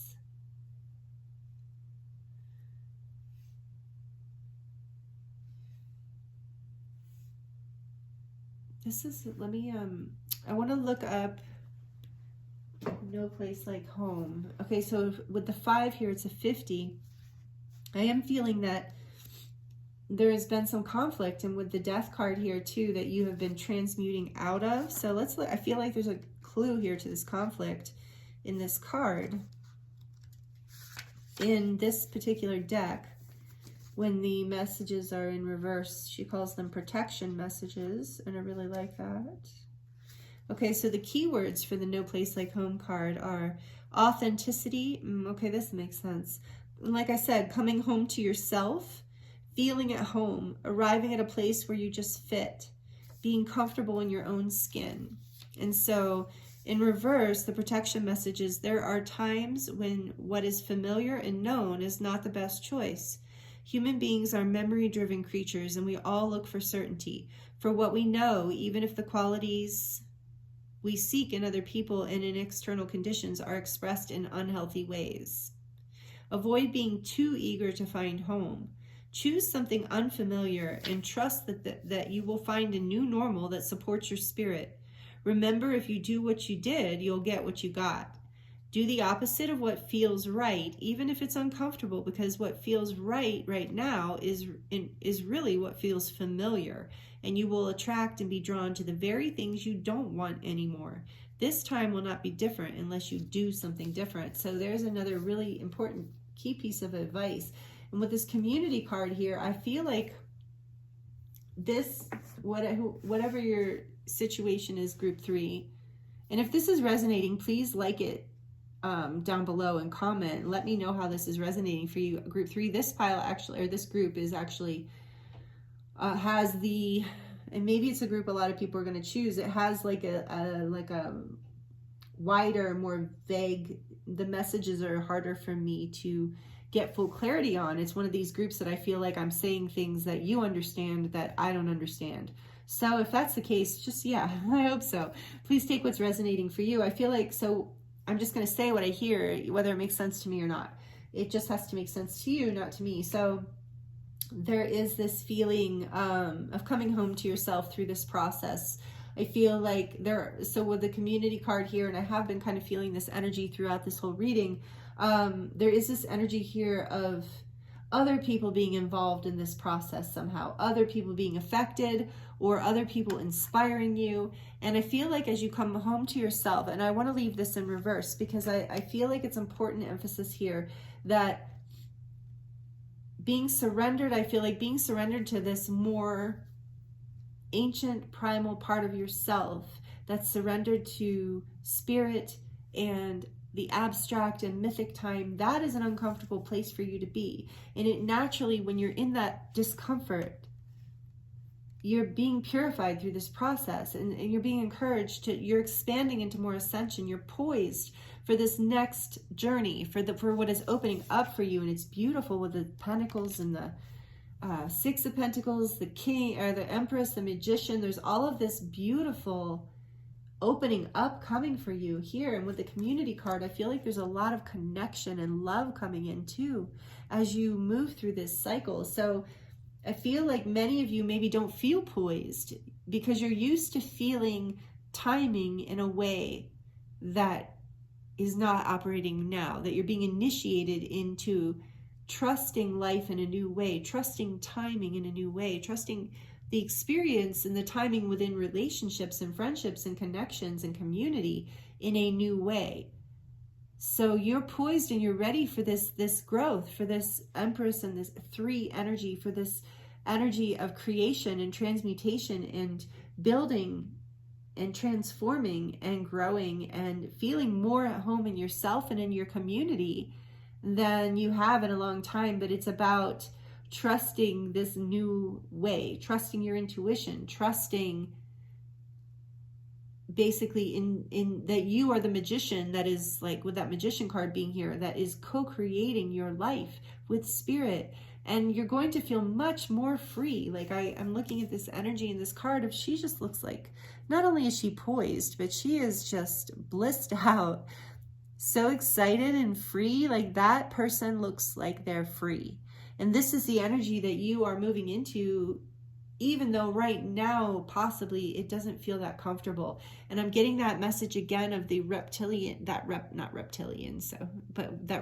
energy. And interesting, I chose the dragon cards today, but that reptile energy of healing and transmutation and shedding the old, releasing what no longer serves you. And when the reptiles are shedding their skins, you know, that's a very uncomfortable place to be. There, I mean, it looks uncomfortable, and you can tell from what, you know, natural wildlife experts say. They say that they're agitated, you know, when that is happening. And I did have a lizard for a little while, and he did seem very agitated when he was shedding his skin, and it's because he's coming out of his comfort zone. And so remember that. That's what you're doing, but you have a lot of support, and from your community, not just your physical human community, but from your guides and angels, your divine community. You have a lot of support in this. So trust that you're poised and ready, even if you don't feel that way. And you're getting there. You're purifying every day, every moment is what I'm hearing. You're getting closer and closer to having this experience. You're being initiated into an entirely new way of living. And it is an ascension path, like a whole new timeline that you're learning how to merge with. And this is really beautiful. And it's part of divine justice. It's part of what you deserve. Like, you know, take that word as it resonates, but you know, it's part of what you've earned. It's part of the work that you have done is coming to fruition through this. So initiations can feel challenging and they can feel scary sometimes, but you've got this. You are the Phoenix here in the Death card. You are transmuting all that beautiful golden energy. You're being balanced and birthed forward into this whole new experience in your life of relating to abundance and time and energy and relationships in a way that is much more fulfilling and much more grounding and brings you so much more abundance. It's going with these Pentacles, King of Pentacles and Six of Pentacles, Magician, the Empress, with all these here. There's this initiation when you move through this portal is going to bring you so much of a feeling of security and being at home, feeling so at home. I'm hearing more at home than you've ever felt in your entire life. That is amazing, Group 3. I really feel the power in this reading for you. I hope that Yeah, please let me know if this is resonating. I feel with this Empress energy here too, there's just so much transformation and beautiful growth that's happening. So the last oracle deck I'm going to pull from before I get into the charms is this Divine Codes Oracle deck created by my beautiful friend Leah. She's an amazing channel. She's created several decks. This is her most recent one and I love it. This will be linked down below with her, or will be listed down below with her, also with her link to her shop, Dark Moon Crystals, because a lot of my crystals are from her too, actually. A lot of what you see here are from her. This Himalayan point that you chose as part of your reading is one of her from her crystal shop. So yeah, I love her. She's great, and this deck is wonderful. So we're going to pull some final messages before we get into the charms. We're going to pull some final advice messages for you, what Spirit wants to tell you, what other messages want to come through for you, group 3. Thank you, Spirit. What messages will clarify more of this? What do you want to say to group 3, Spirit, from this beautiful deck? We have Crystal Wisdom. Oh, I'm sorry. Crystal Visions. Your clairvoyance is opening up. Yeah, with that eye here, definitely. Number 21, it's a number 3. It's another number 3. Your clairvoyance, your divine vision. I mean, I couldn't get past that with an eye being there. I hope I said it in the beginning. But divine vision feels on point. That's opening up, and that's part of what's going to help you understand this mythic time better and know when is the divine timing, is because your vision's opening. And I feel like a lot of crystalline energies are being activated for you. Some of you, some of you are crystal children. Take that as it resonates. And so more of these codes are being activated, expanding. And so expanding yourself or your light for the ascension, bringing purification, transmuting through the power of divine love. But you are being called to take action, group 3. We have the Alpha Dragon here with the harness, the divine masculine power of creation. And you're also being called to action here with be a peaceful warrior. Help those in need. So there is some call to action here. Remember your magnificence. So allow yourself to open up to this, that you are being initiated. Allow yourself to trust this process as you trust the divine timing, as you trust your third eye vision, as you trust the visions you're seeing and the energies that you're being encouraged to align with. It will open up more. It's just like a muscle, your intuition. Just like when you use your muscles more, they get stronger. So the more you go, this is part of your initiation. You're learning to trust this. And as you trust this, your clairvoyance expands. Your ability to see and feel and hear and experience things psychically is expanding for you. And you're coming home to this. You've done this in other lifetimes. You're just remembering. This is part of the encoding that you're remembering here as part of this initiation. And in those of you that resonated with the messages I said about you have a dragon guide that wants to work with you, this is part of what they're showing you. It's part of why they came into your life. And then we have here, I haven't drawn either of these cards before, so I'm excited to have new cards here. So, what is this? Is this another 8? Sorry, it's getting dark. 8, yeah. Dolphin codes. The dolphins are welcoming you into a joyful vibration. Give yourself permission to play. Oh, I love that message here. Because I do feel like there's a lot of intense energy here, and with the initiation too. Dolphins are beautiful, light beings, and they help heal our inner child and bring us back to laughter and playfulness and sensuality, that Empress energy again. So number 8 in community is number 8 too, and the dolphins are all about soul family. So allow yourself to, through this process, I think there's a message coming through of encouragement to connect with your friends and family and soul family, the people that you do play and lighten up with, that will help you feel more comfortable moving through this uncomfortable transmutation that you're going through. So that's what I'm getting with the dolphin card. And then on the back of the deck, we have, whoa, number 15, release and surrender. This is an interesting one. I saw this when I was shuffling. So release and surrender. All that is falling away is no longer serving you. Interesting. We were just like, okay. And like I said, I mentioned it before, but I do feel a strong resonance with group 2 here. So all that is falling away is no longer serving you. The release will create more space for presently aligned blessings to take place. So all that is falling away is no longer serving you. The release will create more space for presently aligned blessings to take place. That's what you're doing. You're poised and you're ready and you're releasing with this transmute through divine love and purification here. This is the image on this card. So this is the back of the deck. You're releasing. Such a powerful image. I think this one feels really powerful. And it says, is this real life? Hustle, crazy feeling, be nice, trust, be perfect. You know, so all this like release and surrender, release anything that is making you feel stuck, uncomfortable, confined. Releasing the old and trusting, because there is this discomfort level of things falling away out of your life, purifying. This purification process can be scary.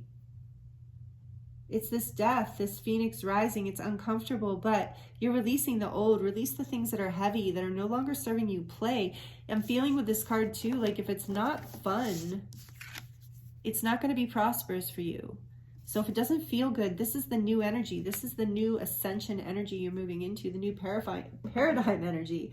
And I've been guided this direction too by my guides and angels. I've heard that message several times, that if it's heavy, if it's drama, if it's toxic, it's not the path. It's not the right time. It's not the right direction. It's not the right choice. So I feel like this Kairos energy is also aligning with the idea of just in general, right choice, right timing, a divine alignment. That's coming through strongly. And this is part of through this whole reading, divine alignment. You are lining up with your crystalline path, with your higher frequency, with your higher timeline, and you're releasing this energy of the old, all of this confusion and frustration and pain and the old way of doing things. You know, the way that the old paradigm or the old world says that we, you know, the crazy hustle and all of that. And so, you know, you're moving out of that. You're trusting in your visions. You're trusting your heart. You're trusting that there's something bigger, you're trusting in the mythic time of life. You're trusting in this fifth dimensional experience of time, of grace, of creating reality from that level of experience. And this is part of the initiation. This is part of what's serving you right now. And that is so beautiful and so powerful, group 3. Thank you so much. This is, before we get into the charms, we're about to get into the charms in the baby tarot. So if you're not sticking around for that, I just want to thank you so much for being here. It's really been an honor to read for you. This has been an amazing reading, so powerful, so much like deep soul transformation, like seriously guided by powerful guides. So know that this is, if you've been sensing this, some of you are extremely aware of this process, and others have just been kind of vaguely sensing it, and you might be feeling now like, oh, okay, that's what I've been going through. So I hope that you received messages here today that were helpful for you, healing, inspiring, that were clarifying, validating, you know. So please take what resonated and leave what did not. We're going to jump into the charms. So please take a moment to like this reading if you liked it down below, and comment, subscribe. All of that is so much appreciated. And thank you for being here. Okay, so I'm going to pull out this little thing for the charms. And here's the little cup with the baby tarot. I'm just going to pull, let's see, I'm going to pull the selenite out. I have a selenite in here that keeps them clear. And so I'm not going to try and pull very many of these because we just had a long reading and you don't need, we're just going to kind of look into what are some future energies here with the Baby Tarot. What are some future energies for group 3 that they can look forward to? Spirit, please. Okay, 2, yeah, that works. Oh, beautiful, the Chariot and the 6 of Pentacles. So the 6 of Pentacles came up twice for you today.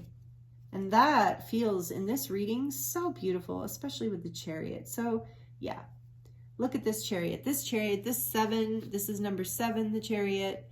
It is like divinely guided action. Like this is the coming together of head and heart, of making a decision to move forward from that place of right timing. It's a sorry, action in the world, but it's action within too. It's like a decision, a balancing has to take place. So you are moving forward with this powerful Chariot energy. This is about making a decision to move forward in a certain direction. And with the 6 of Pentacles coming in again in your Baby Tarot here at the end of your reading, I do feel like that is what you're going to start seeing if you're not seeing it already, and you're going to continue to see going forward, is this new natural rhythm of give and take between you and the universe, between you and people, between you and situations.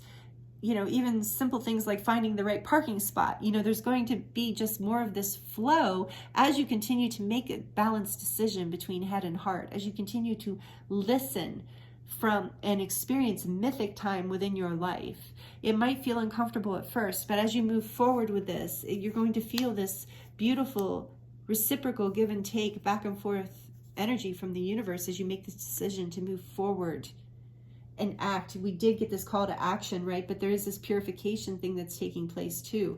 And I do feel like for you, group 3, this is a series of a cycle. It's not just one action. Maybe for some of you it is. And if that resonates, take it as it resonates. But I feel like this might be just this new way of you being in your life and in the world. And it's going to bring you so much more prosperity and feeling of richness in your life, out of situations, like I said, out of situations and relationships and everything. So really love that for you going forward, group 3. And then now we're going to pull from the charms, and this can get a little loud, so just so you know. And my eyes are closed. I'm just going to, what messages want to come through for group 3, please, Spirit? What messages want to come through to cherry on top their beautiful reading here today? Group 3, please, Spirit. Okay, I knew we were going to get a circle.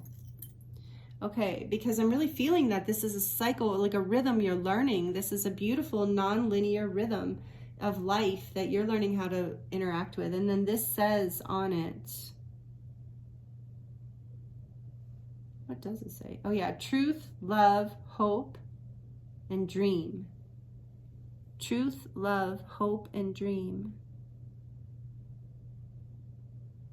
These are the energies that you're aligning with, that you're trusting with, and this is your expansion, and it isn't linear. It is, and like I said, this is very much reminding me of group 2. So it is this energy of wholeness, of this cycle of learning to move through your life in this way and make decisions in this way. All 3 groups have gotten the knife today. So there's a collective energy here, whoa, of protection, that you are protected, but there's also this collective energy of cutting cords, of releasing what no longer serves you in this life. And same thing with these scissors here. This is about cutting. I just heard cutting to the chase. So take that as it resonates. And then we have this little charm here. What is this about? Some of these are just so small that I'm trying to get a sense of, oh, I put this in here. Okay, this is was from a necklace that I had. This is about healing. I don't remember why or how. I know that. It's just, does it say something on the back? I got it a long time ago. I just remember that this is about healing. So you are healing. And we did receive that message several times throughout this initiation. And I love that I love this palm tree here, representing, like with the green and the red, grounding this heart chakra energy, grounding your love into your life. So, you know, making decisions from this heart energy, anchoring more of that into your world. And this is also about, for me, the palm tree is also about flexibility, being flexible, which would also be coming from that heart space. And then we have protected.